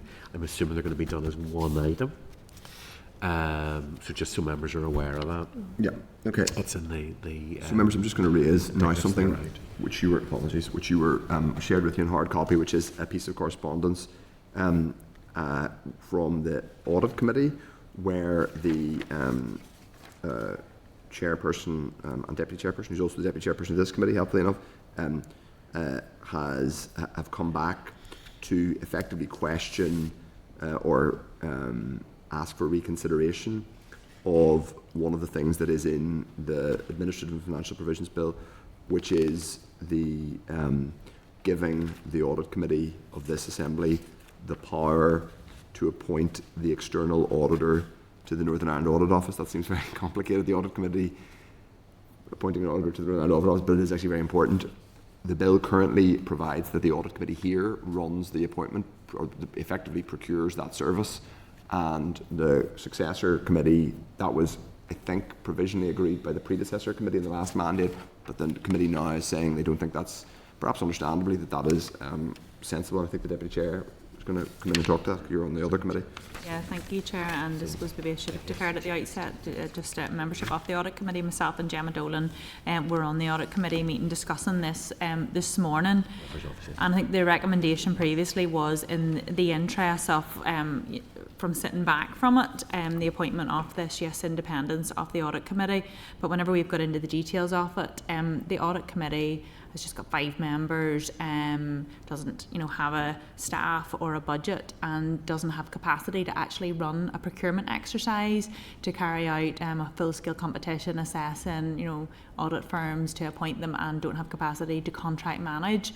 And it's also in the middle of the term. I think it was a 3-year term of the procurement of the existing external auditor for the NIAO. So your mid-term, it's already being managed in terms of procurement by the Department of Finance. So the Audit Committee just very much was asking of this committee that the practicality should be further taken into consideration here. And at this time, the Audit Committee just doesn't have capacity to take on the practicalities of this, and asked that the committee would consider an amendment to that piece, either in its entirety or to defer it into the future. But just at this time, there's not capacity to do this within the Audit Committee. I think that's fair, Gemma. Yeah, that's covered, well covered. I think that makes sense. It sort of seems obvious now that a small committee of the Assembly is not the place to run the procurement exercise, and that bluntly seems like handling and an accident waiting to happen, to be very honest.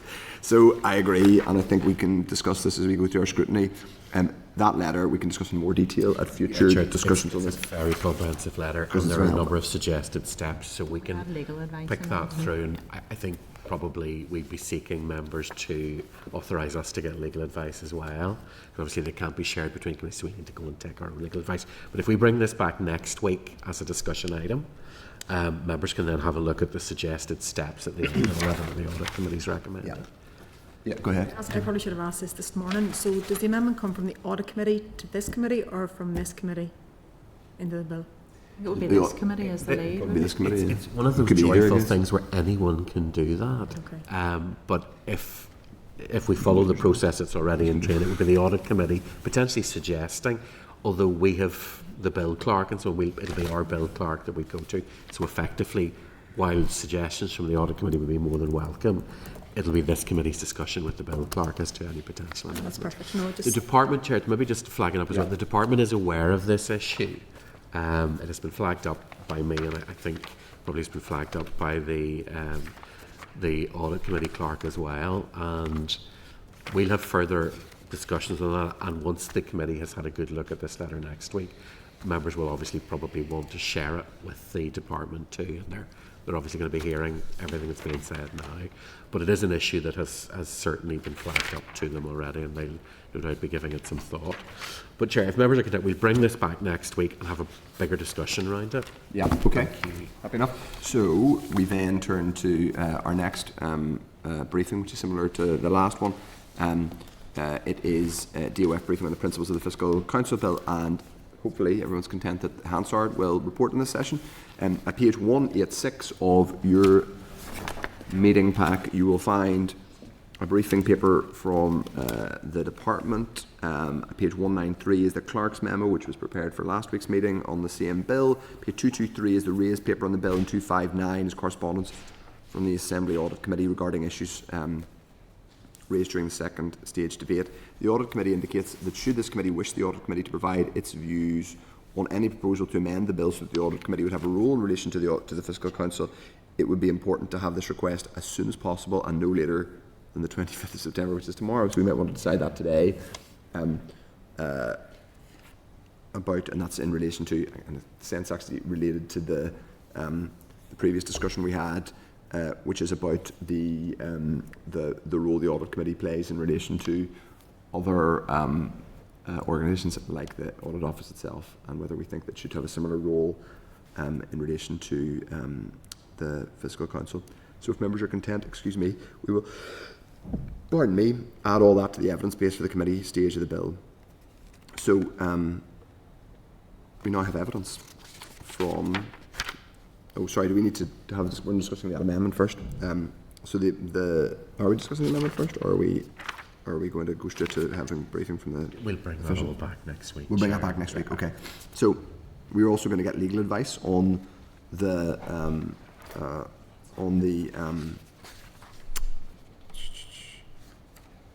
sorry, I've just slightly lost in my speaking notes. Am I getting real legal advice on? This is where things get particularly confusing, Chair, because we've moved to the new bill. Yeah, but and are we getting advice on the Audit Committee's role in relation to the Fiscal Council?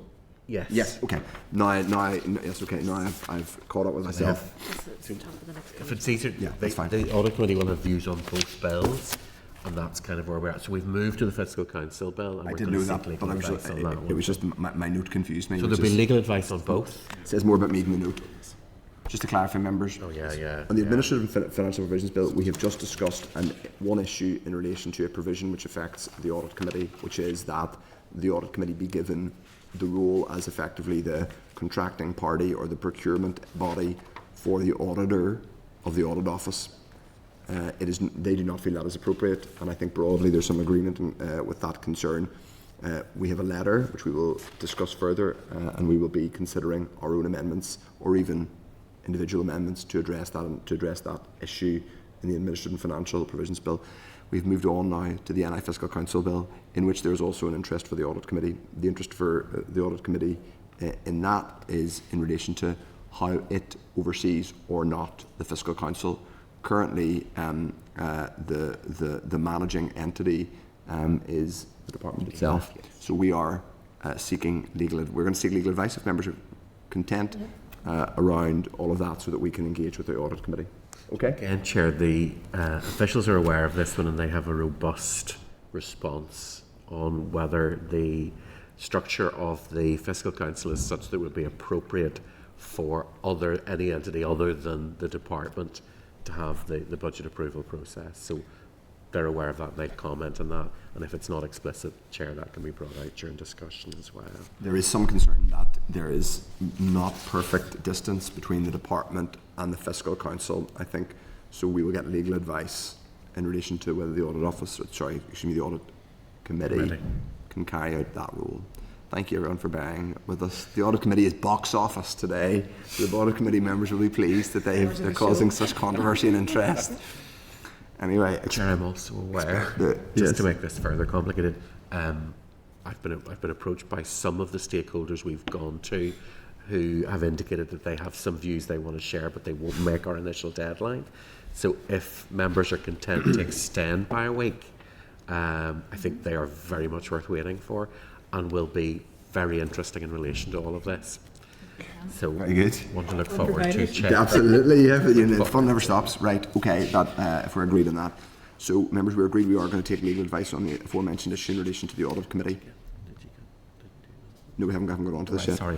Don't worry. Now, members, at page 46, and this is in relation to the Fiscal Council Bill, at page 46, the table pack is correspondence from the Fiscal Council on bill provisions. The committee has restricted its comments to the technicalities of the bill and some observations about the practicalities of the and some observations, about the practicalities of the outworkings of the legislation and how the council operates. The committee has provided comments on 4 key areas and welcomed provisions in clauses 2.4, clause 6 and paragraph 19 of the schedule. It also highlights some potential issues with the drafting in clause 4. So If members are content, I'm going to seek agreement that we forward the Fiscal Council comments to the Department of Finance for a formal response to the issues they raise in relation to the bill. If you're content. At page 49 of the tabled pack is a nil return from the Executive Office Committee to our call for evidence in the bill. Slightly disappointed by that, I have to say. Given they have strategic responsibility for lots of things, I think that surprisingly the Executive Office had nothing to say whatsoever about this bill. But in any case, we're going to bring our witnesses in now. The first of whom is Wendy Lecky from the department. Hi Wendy. Hi, Julie everyone. King and Sarah Wilson, who are both from the Fiscal Council Bill team, and they are from the department. So thank you both. Really good to have you all here. I'm really delighted that we're able to scrutinise a piece of legislation on this. This is really important stuff. So I don't know if Wendy or Wendy in conjunction with Laura wants to provide an opening statement, and then members, as always, please indicate if you wish to ask a question. Go ahead. Thanks all for coming. Okay, thank you, Chair, Deputy Chair and members for inviting us along today. It's a welcome opportunity for us to meet with you as part of the committee's scrutiny of our Fiscal Council Bill. I'm joined today by colleagues who have been leading this work with me. So we have Sarah Wilson, Deputy Director, who heads up the Fiscal Council Bill team and sponsorship team, and Julie King, the Deputy Principal in that team.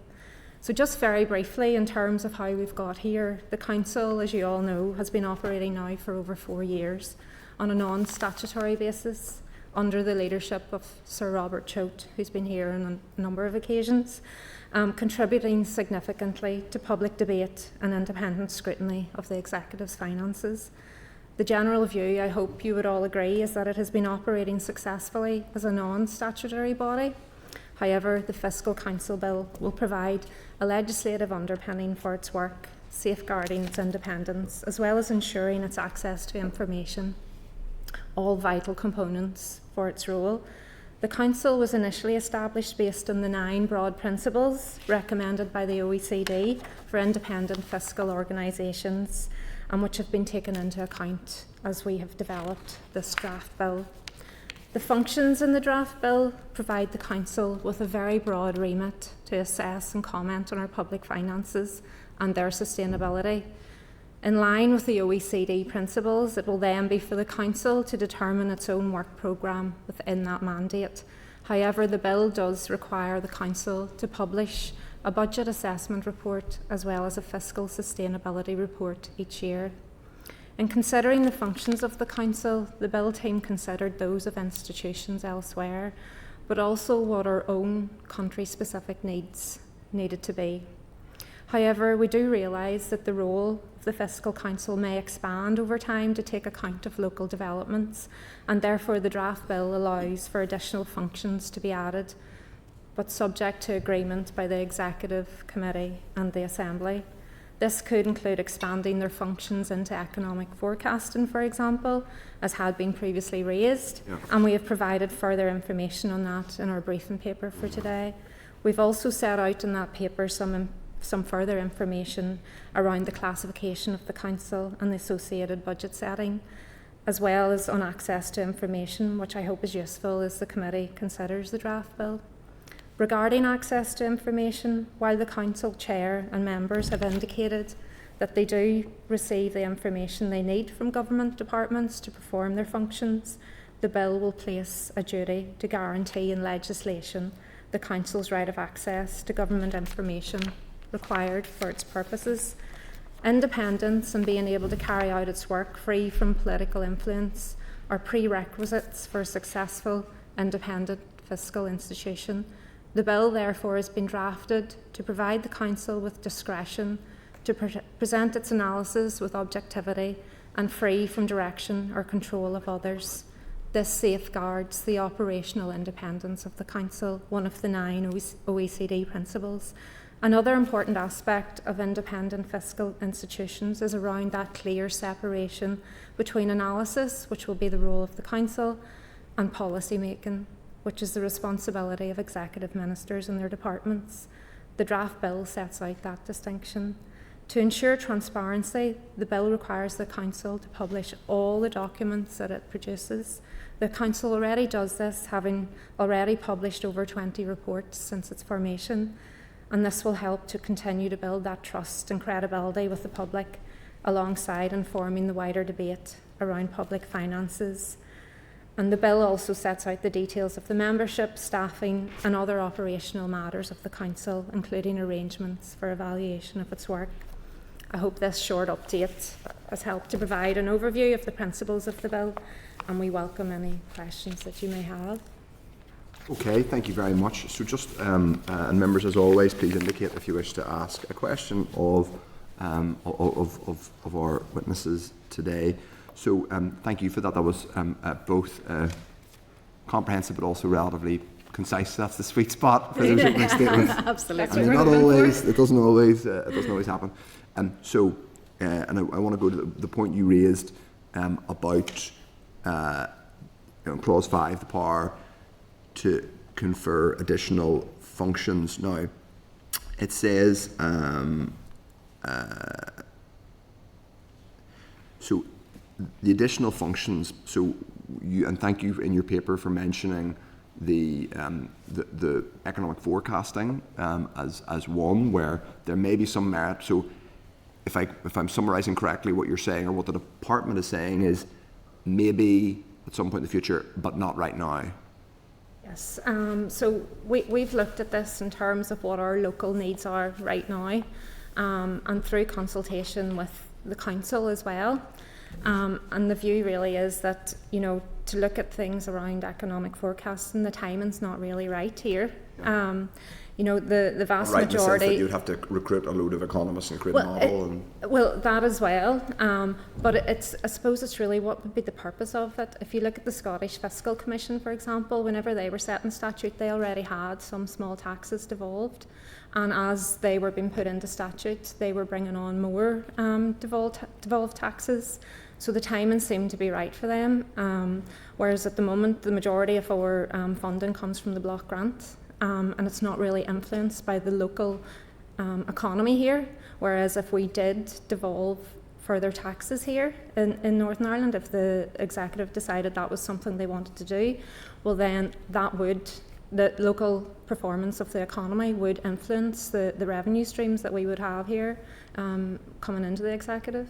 I'm just going to slightly respectfully challenge that the budget documents that are produced by the department always have an economic context. Now, I would argue that they're a little bit then disconnected. It's a little bit like sort of text, which is sort of, oh, by the way, this is the performance of the Northern Ireland economy, and then here are the decisions we're making about how we allocate spending. But clearly there's some kind of acknowledgement that the two are connected, or should be connected.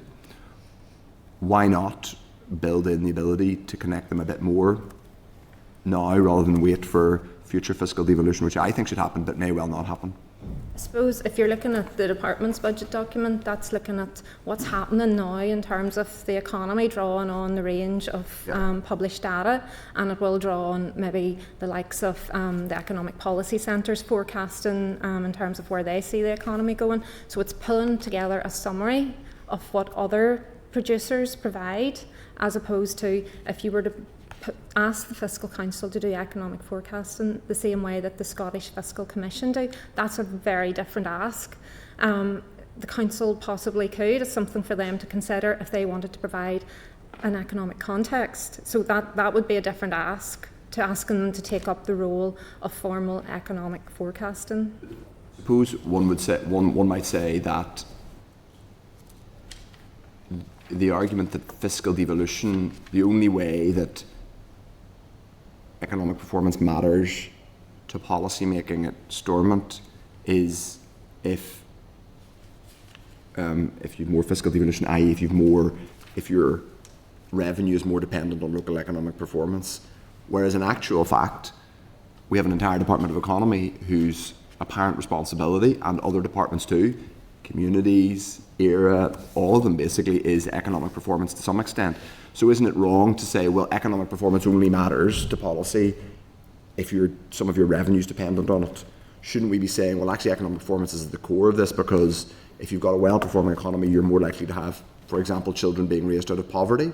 You're more likely to have a healthier society, fewer people who are, for example, on long-term benefits, less burden on the health service. So isn't that the wrong way of thinking about it? Shouldn't we be saying, well, no, actually we need economic forecasting in there because we need the watchdog to be saying, these are the long-term, these are the economic impacts of, for example, and I'm just picking it at random, investment in the health service, where you might say, well, one judgment they might make is an investment into the health service of X, assuming the policy goes right, might lead to X economic output because we think there would be, for example, fewer people on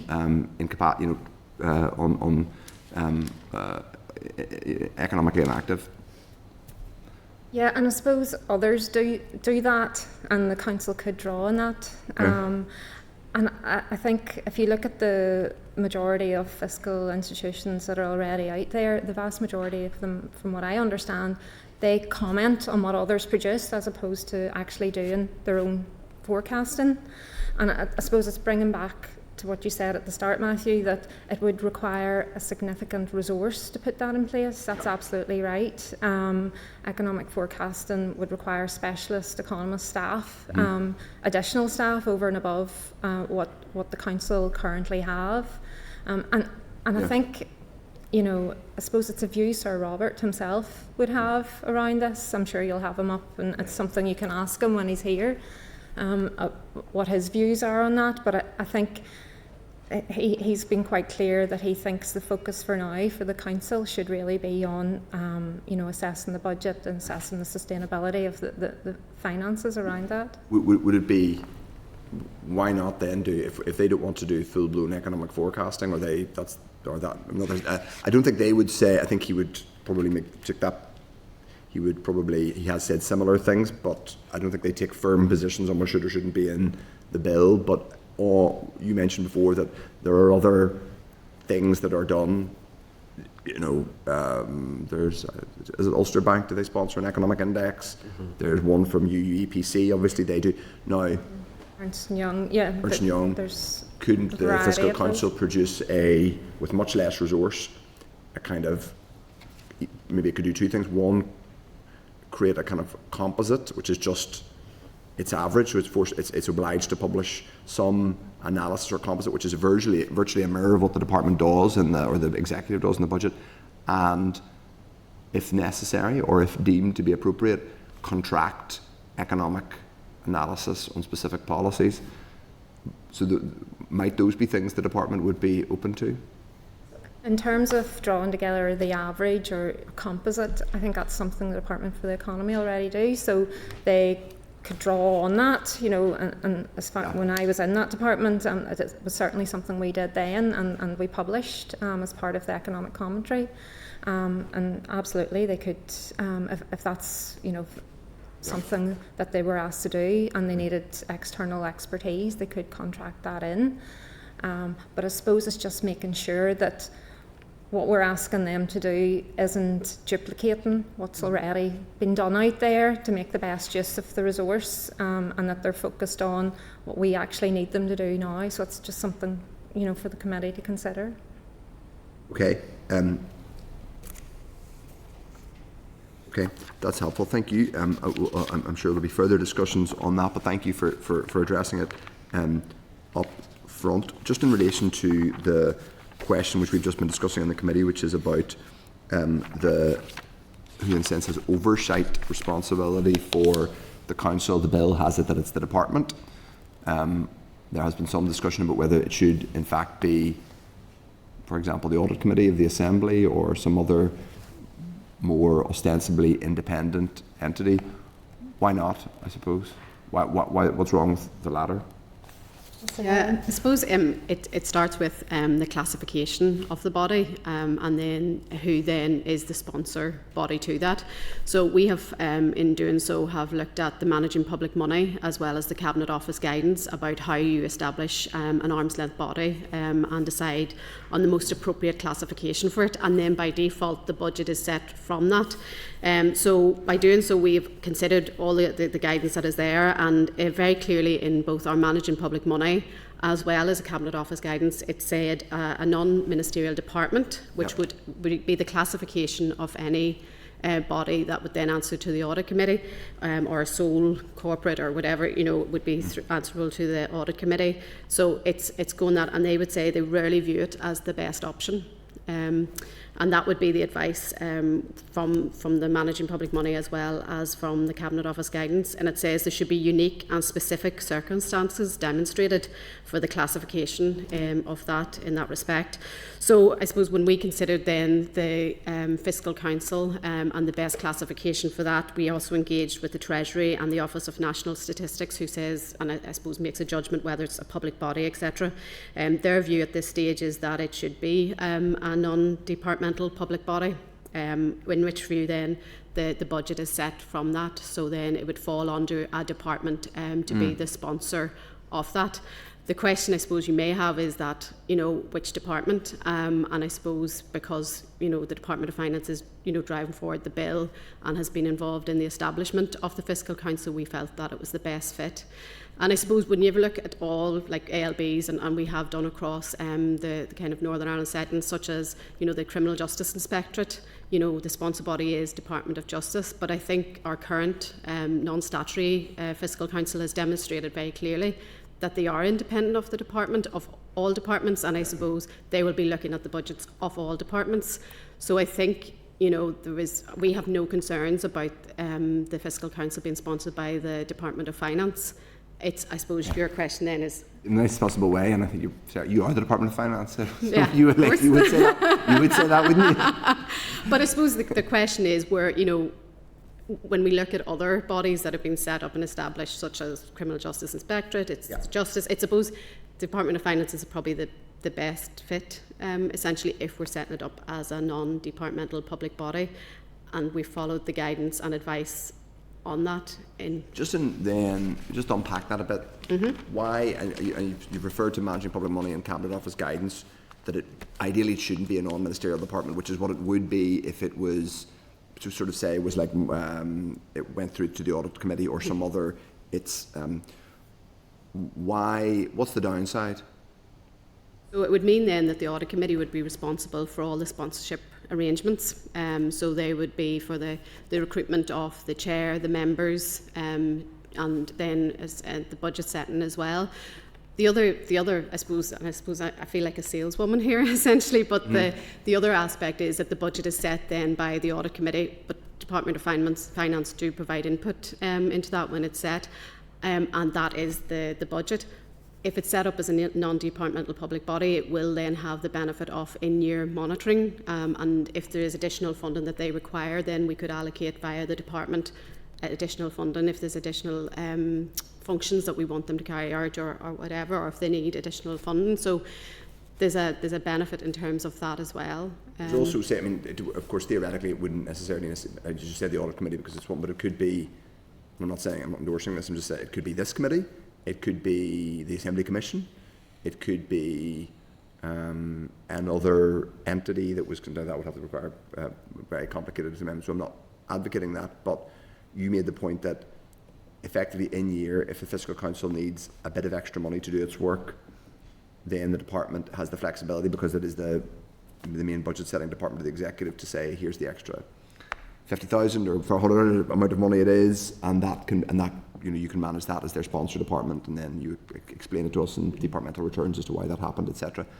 The corollary to that is it does create, in theoretical moments when the Fiscal Council is perhaps saying, I'm not saying it would come under political pressure. I think for what it's worth, the current Finance Minister seems pretty robust about getting independent oversight, and that's good, but we don't know we know what the position will be, difficult things a Fiscal Council will have to say to a Finance Minister.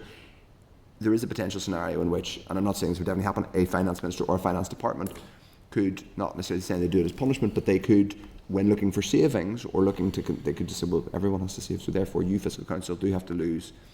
Where's the independence there? So the Fiscal Council's not like, and I don't have another example offhand, but it's not there's a difference because it's providing scrutiny. Do you see what I mean? Or do you recognise there's some kind of tension there?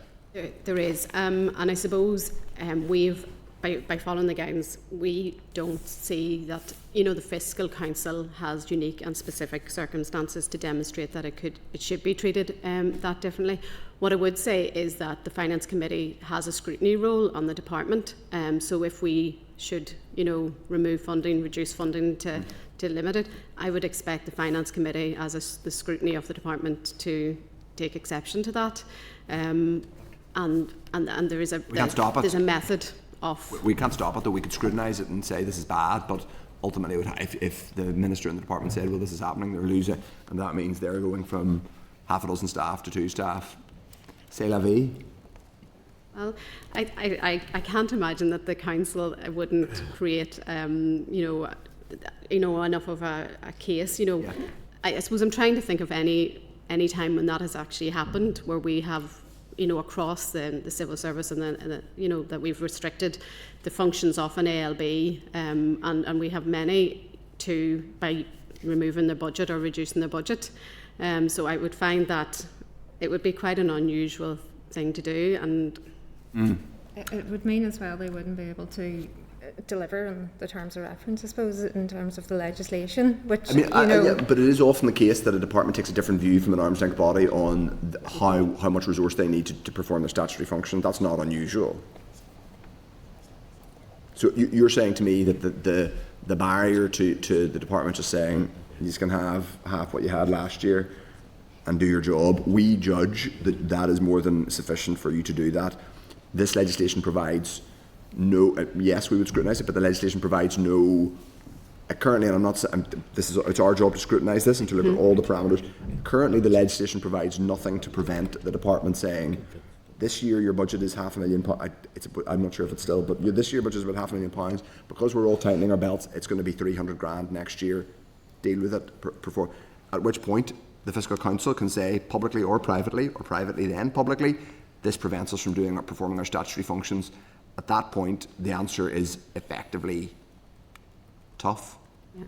I suppose, and likewise, the Audit Committee could also reduce the budget significantly, and the Department of Finance is consulted as part of that process. Yeah.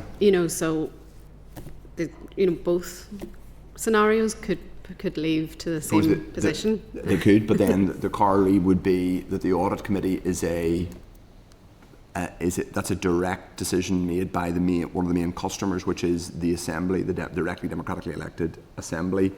So that's part of where that to happen, and they're not critiquing the Audit Committee, so there's less likely to be a potential theoretical conflict of interest there. I'm just unpacking all these things and and creating, asking challenging questions for the purposes of scrutiny. The Deputy Chair. Thank you, Chair, and thank you all for being here and. Put a slightly more positive swing on things. It's just great to see this progressing through here, and just to put that back at the centre. We really, really want this here for Northern Ireland, and just want it to be the best that it can be to provide that type of scrutiny. Just on some of the things that you were saying, just made me think a wee bit around. So obviously here we don't have the separate treasury function, so we have all of that within the 2 strands of your Department of Finance. So it just adds a slightly different dimension as well. So obviously whenever we have got, Joanne and the team coming here and dealing with the supply side, and then we've also got the departmental management under Gavin, so we're very clear of that difference. So it makes sense in that regard that whenever the Fiscal Council's sitting there, it also recognises that there's 2 different parts within the Department of Finance. But you had mentioned there about where it's at, and then whether it then can benefit from the in-year monitoring, and I thought that was quite, it is quite an important thing to raise, that it's not just if they need a wee bit extra money to do their work. It actually gives you scope in terms of if there's something going on in the Assembly or the Executive in-year monitoring. The Executive as a whole and the Assembly could be bringing forward, we need a piece of work here during the year if something quite exceptional comes up, like we had last year. Late in the year, the Infrastructure Minister called for a forensic accountant on NI Water. Like something like that could be something that could be found in year 3 and year monitoring through the Fiscal Council. So I think that it's quite important to remember that whenever we're looking it gives that flexibility. Yeah. So if something exceptional comes up during the year, it really just gives that opportunity to be there. So I thought that was quite good. I wanted to ask a wee bit about whether you think that, so we're listing out all the pieces of work off the Fiscal Council, and whenever it's going in the legislation, I always be concerned that legislation makes things a wee bit restrictive because you're listing what they can do. Do you think is there enough built in for discretion or suggestion of discretionary work? So we've got power to confer additional functions, so that's saying the department can give these extra functions to the council, but is there a means by which the council can say, you know, a mechanism where they can say we think there should be work on this, or this committee can say it, or the executive can feed in? Is that built in here? So it's been set that they're given a broad remit, but what they must do, they must produce a budget assessment and they must produce a sustainability report each year. So that's a given, that they can't get away from that. But then it's set up in a way where there's that flexibility then that they can do other work within that sort of public finance remit as they see fit over and above that. And that's what they've really been doing. They've only been in operation for 4 years and they've published over 20 reports. You know, so I think 6 of those were budget assessments. They've done 4 sustainability reports, and then the rest are, you know, ad hoc technical pieces of work on areas that they thought might be useful in that sort of, you know, public finance transparency space. So it is built in there that they can do that. That's and good, just from talking to the council as well, they feel that the way the bill is at the moment, that gives them the flexibility to continue to be able to do that. Yeah, no, that's good, because it's an important piece, and in line with what I did say, whenever if money was available during the year, their discretionary pieces, it just gives it a really firm status to be able to do that good work. And then just going on to this schedule, just look at page 11 there, it's kind of talking in and around the way the accounts would be and where they would be consolidated into, but I wondered, again, maybe it's just an optional thing as to something that needs to be in legislation as to how and what way maybe the Fiscal Council could report in a way return on investment in their work, because I think it's something that doesn't always get captured. So I sit in the audit committee as well and public accounts committee, and very much the Northern Ireland Audit Office, so they've got their budget, they're doing a lot of their work, and they have a measure that they publicise that, so basically you know, cost this much to keep this office, but this is the amount of money the audit office saved, you know, in terms of value for money returns, you know, and that type of thing. I don't know if there's something it's maybe just something to build on in terms of operationally to make sure that the Fiscal Council's reporting that out, because it just for the type of value that the Fiscal Council brings in terms of, you know, economic appraisals, projections, and it's going to be pushing back, it's going to be challenging not just the Department of Finance, Treasury function, just the entire executive. It's just something, you know, I would love to see it be able to be captured, that it can have a headline figure. This is what our output is, in sort of more qualitative terms. So it's maybe just something, maybe operational we could build in rather than consider, necessarily. and talk to them about, you know, some of the work they've done around, you know, the relative need, Yeah. you know, and the spending review leading up to that, you know, so that lots of positive things come out of that through the work that they had been doing. So that's something I think we could discuss with them. I just think it's a good news story. It's something that they're doing, and I just don't want it to be cold hard numbers going in and out, and whenever, you know, as the chair said, whenever you're making cuts, you're slicing a bit off. There's actually, for that little slice out of the Fiscal Council, the impact on, you know, and the outcome of the work and the spending for Northern Ireland could be disproportionately significant, not for the benefit, but you know, that's very helpful. Thanks very much. Thank you, Chair. That's all I. Okay. Anyone else wish to? Nobody else has indicated. Sorry, Brian. Yeah. Do indicate always, members? No, indeed. We're much more. We're much less free and easy in this committee. We're very. You know, we like to do things by the book. Go ahead, Brian. No, just similar to you, as you were asking earlier, Chair. Just to understand how decisions about the council itself are made. So the appointments are made by the department, is the wording. And the remuneration and allowance to the council are as the council, with approval of the department, determines, and also for its committees, payments are as the council, with approval of the department, determines. So what does that mean in practice? What is meant by the department? Is that the permanent secretary, or what is the minister? It is the minister? Yeah, in this case. So going forward, once the council's on a statutory basis, our plan is to go out for public appointments process for the chair and the members, and that there's a process there, a well-established process through the SAPANI. Public Appointments Commissioner, and within that code it stipulates that the relevant minister should make those appointments. The minister wouldn't be involved in the actual interview panel process, but the minister then would have the final say on who the chair or the new members would be. Right, okay, I suppose in terms of democratic accountability, whatever, so ultimately it comes to the minister, but with a recommendation from officials who... From the panel that you set up. It might not necessarily be all, local officials. You could bring in external expertise elsewhere onto the panel. That's something we're giving consideration to at the moment. Just from my own understanding, is there 6 members, is that right, on the council? So there's 4 at the moment, so legislation allows for that, for 6. So we have a chair and 3 members at the moment. And I think, again, that was due to flexibility that we wanted to build into it. So you'll have seen the Ulster University response, and they were saying about the overlap. So it will mean that as maybe one member is leaving, we can actually bring in an additional member. If we'd have said in legislation 4, then it always had to be 4. So it gives us that flexibility, the overlap and the transfer of skills between members or chair, so that they can stay on for a period of time and pass on that knowledge and skills and expertise. So. And has the council established committees currently? No, they currently don't have any, but we wanted to build in the flexibility. So should the council want to set up a committee, and they can set up a committee as it is, but this is a statutory committee that would have maybe some of the statutory functions allocated to it. So it has the capacity in the legislation to set it up, but currently they don't operate it. But we wanted to make sure that if they did, then they could do that under the legislation. Okay, that's fine. Okay. Sure.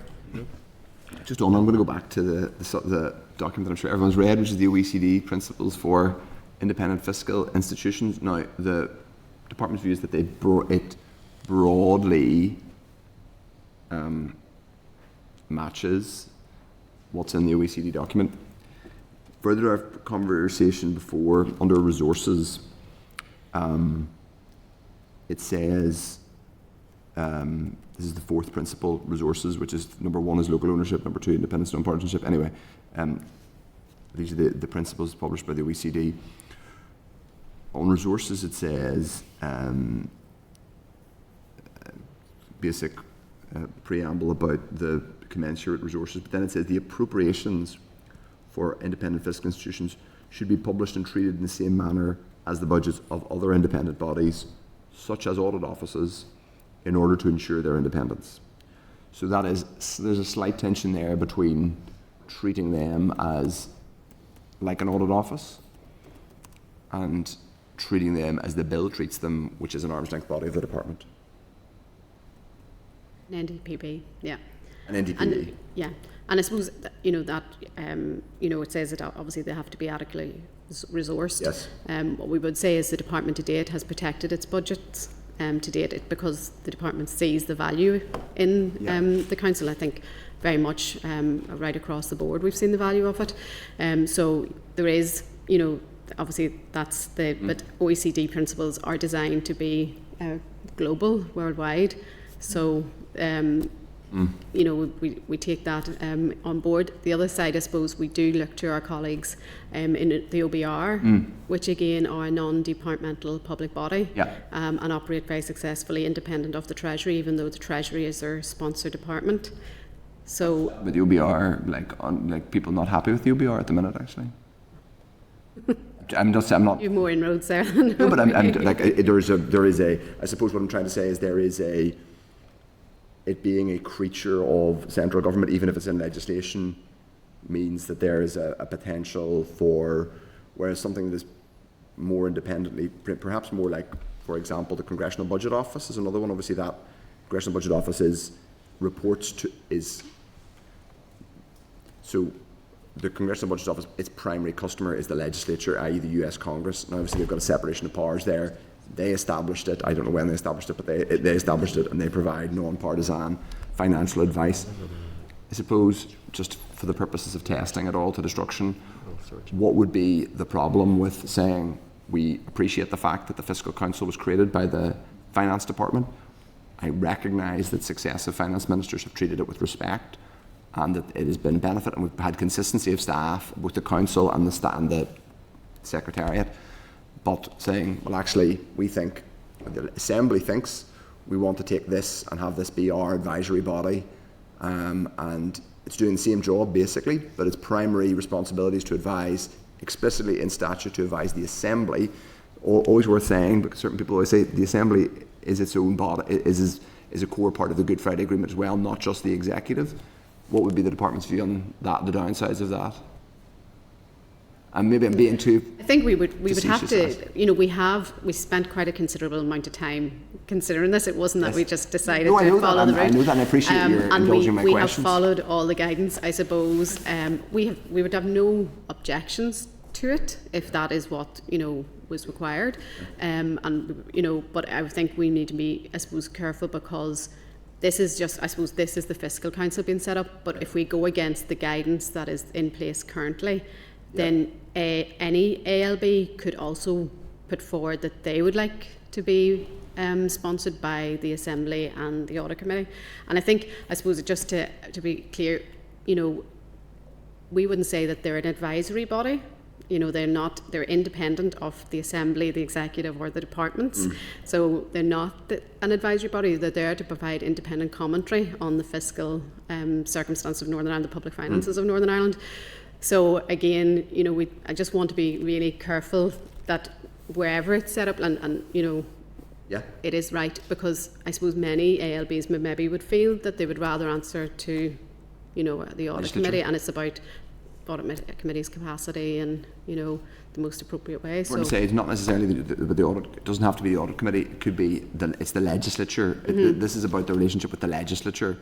And us being this is my view, us being a serious legislature. I'm not saying this is right or wrong, it's the question I'm asking. Us taking seriously our responsibilities as a legislature, because I think sometimes we forget that we're not just a rubber stamp for an executive, whether you are in an executive party, opposition or an independent MLA. So it's just a question, okay, but I appreciate your answer. No further members have indicated they wish to ask a question. So thank you very much. If there's anything else you want to draw our attention to in terms of the basic that we haven't covered today? No, I suppose just to say that we will continue to watch as the evidence comes forward, and we'll respond as swiftly as possible, and we're happy to attend again as required. Okay, one quick thing actually before you go, Tara, just in the schedule, there are some disqualifications for appointment to people who've been bankrupt or have been bankrupt in the last 10 years, I think, is that right?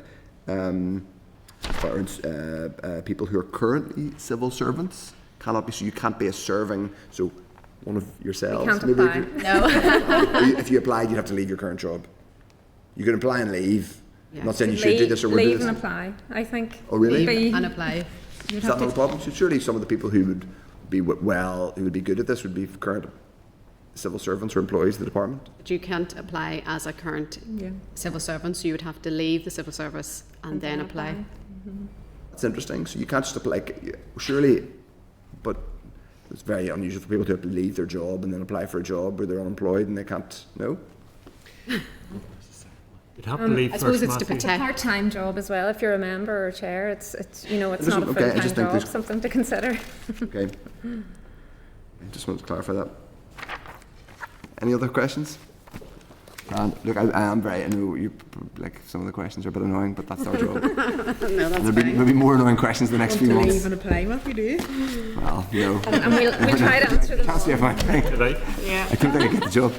None of you would give it to me if it was the Assembly got to say. Anyway, I'll take that as a compliment. I'm sure it wasn't intended like that. Right, thank you. Thanks very much. So See you soon. See you later. Okay. Right, members, that is, I don't think there were a couple of bits of additional information we asked for, I think, but nothing. We've some extra information, and there's a couple of documents I think it would be useful for the members to see. So the reference you made to the OECD principles of IFIs, we'll bring that forward, and also the relevant. There's a really good box in the Managing Public Money, Northern Ireland Chapter 7. There's a great box on how you decide how to make a body an NDPB or fully independent, etc. So we'll bring that back for members to look at next week as well. Okay. Members are content. We're going to move on. Agenda item 8 is the Department of Finance's a briefing from the Department of Finance on their budget position and the future year budget exercise. So, at page 264 of the meeting pack, there's a written briefing from the department on the DOF 2630 forecast cost. So this is part of the information gathering exercise the department has been undertaking, but this is the department doing, it's the department's own response to its own information gathering exercise, I think it's fair to say. So that's page 264. This is based, as I said, on the information gathering exercise. The bids made by the department will be considered, but work will continue specifically around the level of vacancies being forecast to be filled and the associated funding requirement, with contingency plans considered for bids that are not met, in the event that bids are not met. Business areas were asked to live within a flat budget as far as possible. I presume that's flat cash rather than flat, or is that flat rail, is it? Yeah. As far as possible, with only bids for inescapable pressures to be submitted. Initial forecast requirements indicated increases, so these are cash increases, which are 37.3, 29 million and 21 million. Those are in each of the 3 financial years, against the 25-26 position due to pay increases, price increases, this is inflation, but that is price increases, and additional transformation costs and costs of carrying out new work. Proposed savings across the 3 years in total is 82 million. The cost of vacancies included in the forecast is 15.5 million, of which 7.6 million are income generating. The resultant pressure after savings of 18.7 million. So this is the pressure that is now, that the department is highlighting for itself, is respectively 18.7 million, 34.2 million, 34.3 million, and these will be offset by bids outlined in the briefing paper. These bids are broken down thematically: transformation projects, digital and modernisation, new services, shared services funding requirement, and pay. In relation to capital, there are 2 additional significant capital expenditure requirements for the LPS transformation programme and for consolidation of the office estate. Infographics showing the linkages to PFG can be seen in page 275 to 277. Details of resource bids by departments, resource bids by ranking, capital bids by business area, and detail of equality impacts have also been provided. So members, what this does is give us a sense of what the Department of Finance is asking for in relation to the information sharing exercise. So in one sense, this should be the kind of model for other departments, because all other departments, and therefore I would imagine all other arm's length bodies, are being asked to do this work. The thing that is interesting to me is that some of you can see there where the department thinks some of its new services. One of the significant ones is delivering the census in 2031. Additionally to that, the domestic revaluation, which we know is coming. Then there's a heading of fiscal policy devolution implementation, I don't know what that is, and sustainability. That's presumably the work, including fiscal framework and all of the budget sustainability work. I presume that means these are areas where they want to, for example, recruit some more civil servants to help them do this work. Yeah. So, and then there is where the department sees pay pressures being increased, or the increase in pay pressure. I suppose what's interesting to me, and I just noted, is that like the delivering a census. So under the heading delivering a census in 2031, it postulates that it's going to have a 3 million increase. It will need an extra £3 million in year 1, 4 million in year 2, and over 6 million in year 3. But then it talks about, under a separate heading, it has pay pressures of 4.5, 7.5 and 8.7. I'm interested to know whether those are distinct from one another, i.e. is the pay pressure overall pay increases for the workforce writ large, i.e. like pay rises, pay deals, and not the cost of additionally recruiting people. It'll be the former. They'll be able to clarify that. I don't want to speculate. Okay, fair enough. They'll be able to clarify that. The only other point I would raise, and I think I think it would be helpful to get it for next week, is to find out where all the other if the departments tell us where everyone else is. I've heard kind of anecdotally about inconsistency in terms of this exercise, what's happening at different places around the 3-year exercise.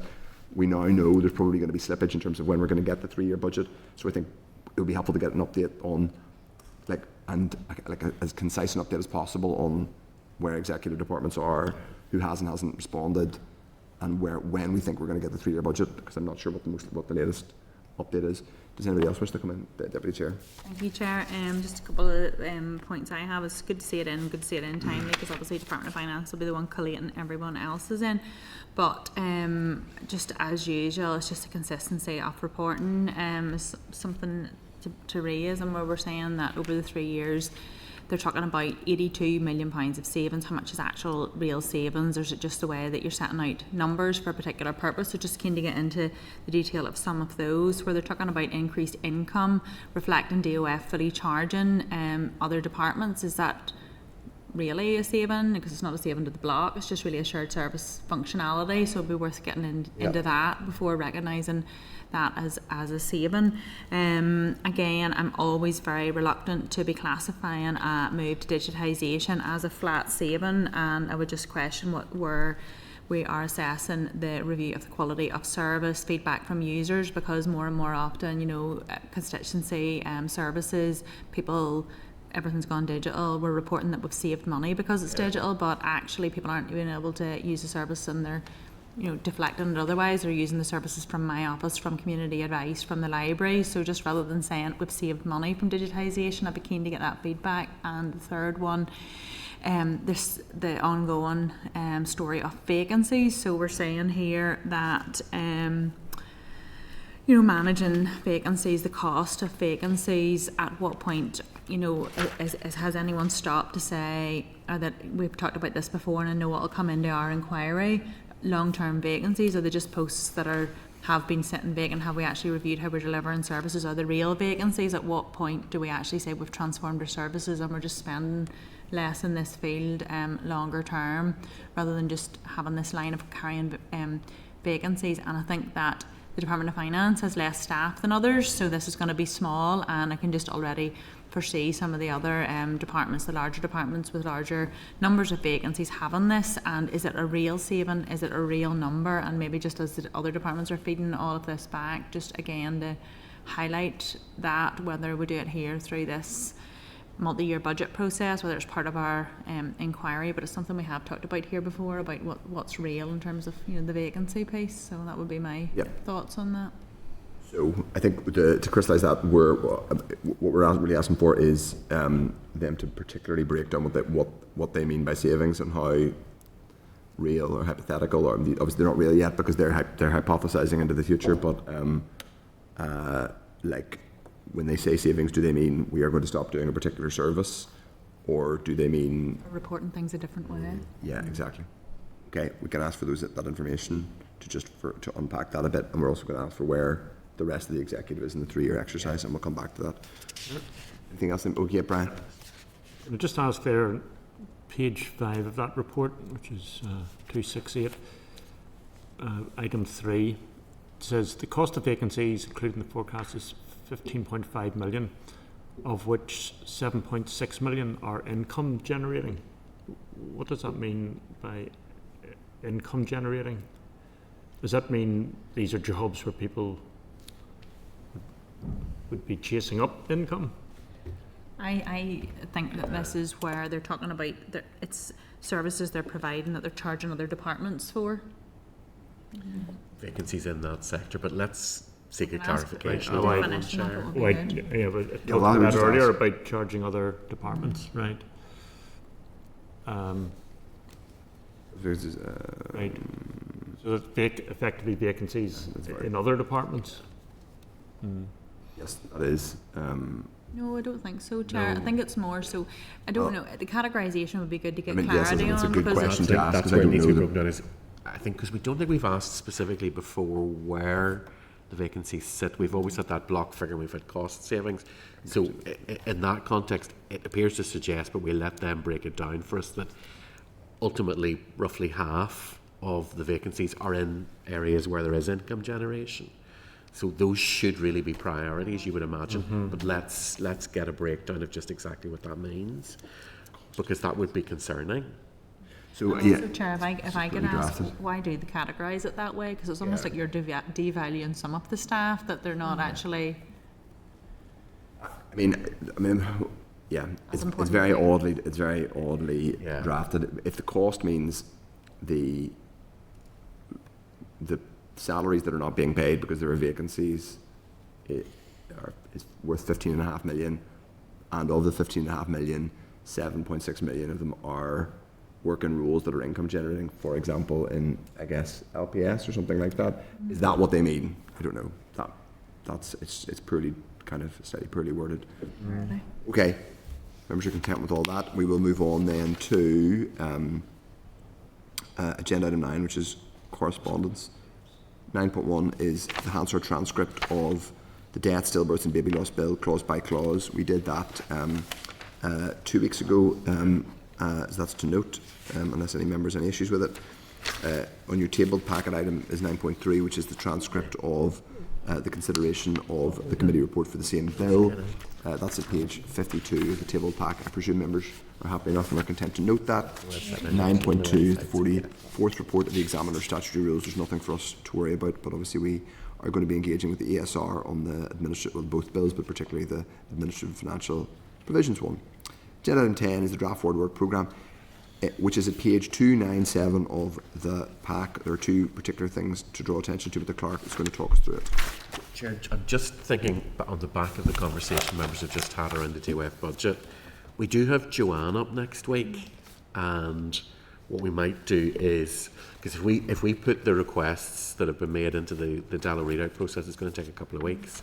What we might do instead is give Joanne a list of questions that have been raised today and ask her to go through those then next week if members are content to take that approach. Yeah, I think that makes sense. She'll probably dispatch just a lot faster, and she'll be able to be interactive.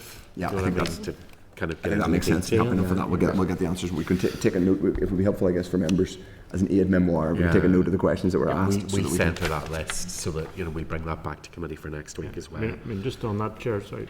I mean, I'm thinking that it's DFC similar. They have DWP contracts. Yeah. Might be that sort of thing where you're being paid from another source. But in my mind, there's a big question about the number of vacancies across civil service which are being carried. I know it's another job of work, but I mean, you're in the right committee, Brian, because council, every year you'd have been looking at efficiency savings. And I'm always concerned there's a wee bit of an incentive to carry vacancies because it increases the budget, for each department. But if we're carrying large numbers of vacancies year after year, you have to question, well, can efficiencies actually be found? That's part of and then for more money to go into. A big part of our autumn work is going to be the civil service. It's going to be civil service, and that will include sickness, absence, and also vacancy levels. So yes, you're in the right committee to talk about that. And on that note, Chair. Yes. Helpfully and usefully, we're seeking members' permission to organise. I think I mentioned this last week. A strategic planning session specifically on the inquiry on the 22nd of October. So what we'll do is we'll still have a committee meeting because we've got scheduled items for that day, but we'll kind of do this over a lunch from noon. If members I'll message that out because I know it, I don't know whether it coincides with anything else. It'll be the 22nd of October. Would it coincide with the likes of audit? We do have audit. We have an extended audit committee that day, but it starts at 10, so might be all right because that might just not go mean straight in. Yeah, we'll tic-tac about that one. That's the plan so far, is to really get into that planning session around that inquiry that day, because I'm conscious of the fact that we have a very, very large set of issues there, and Tom's been doing some scoping on that in terms of trying to bring those into more focused streams of work.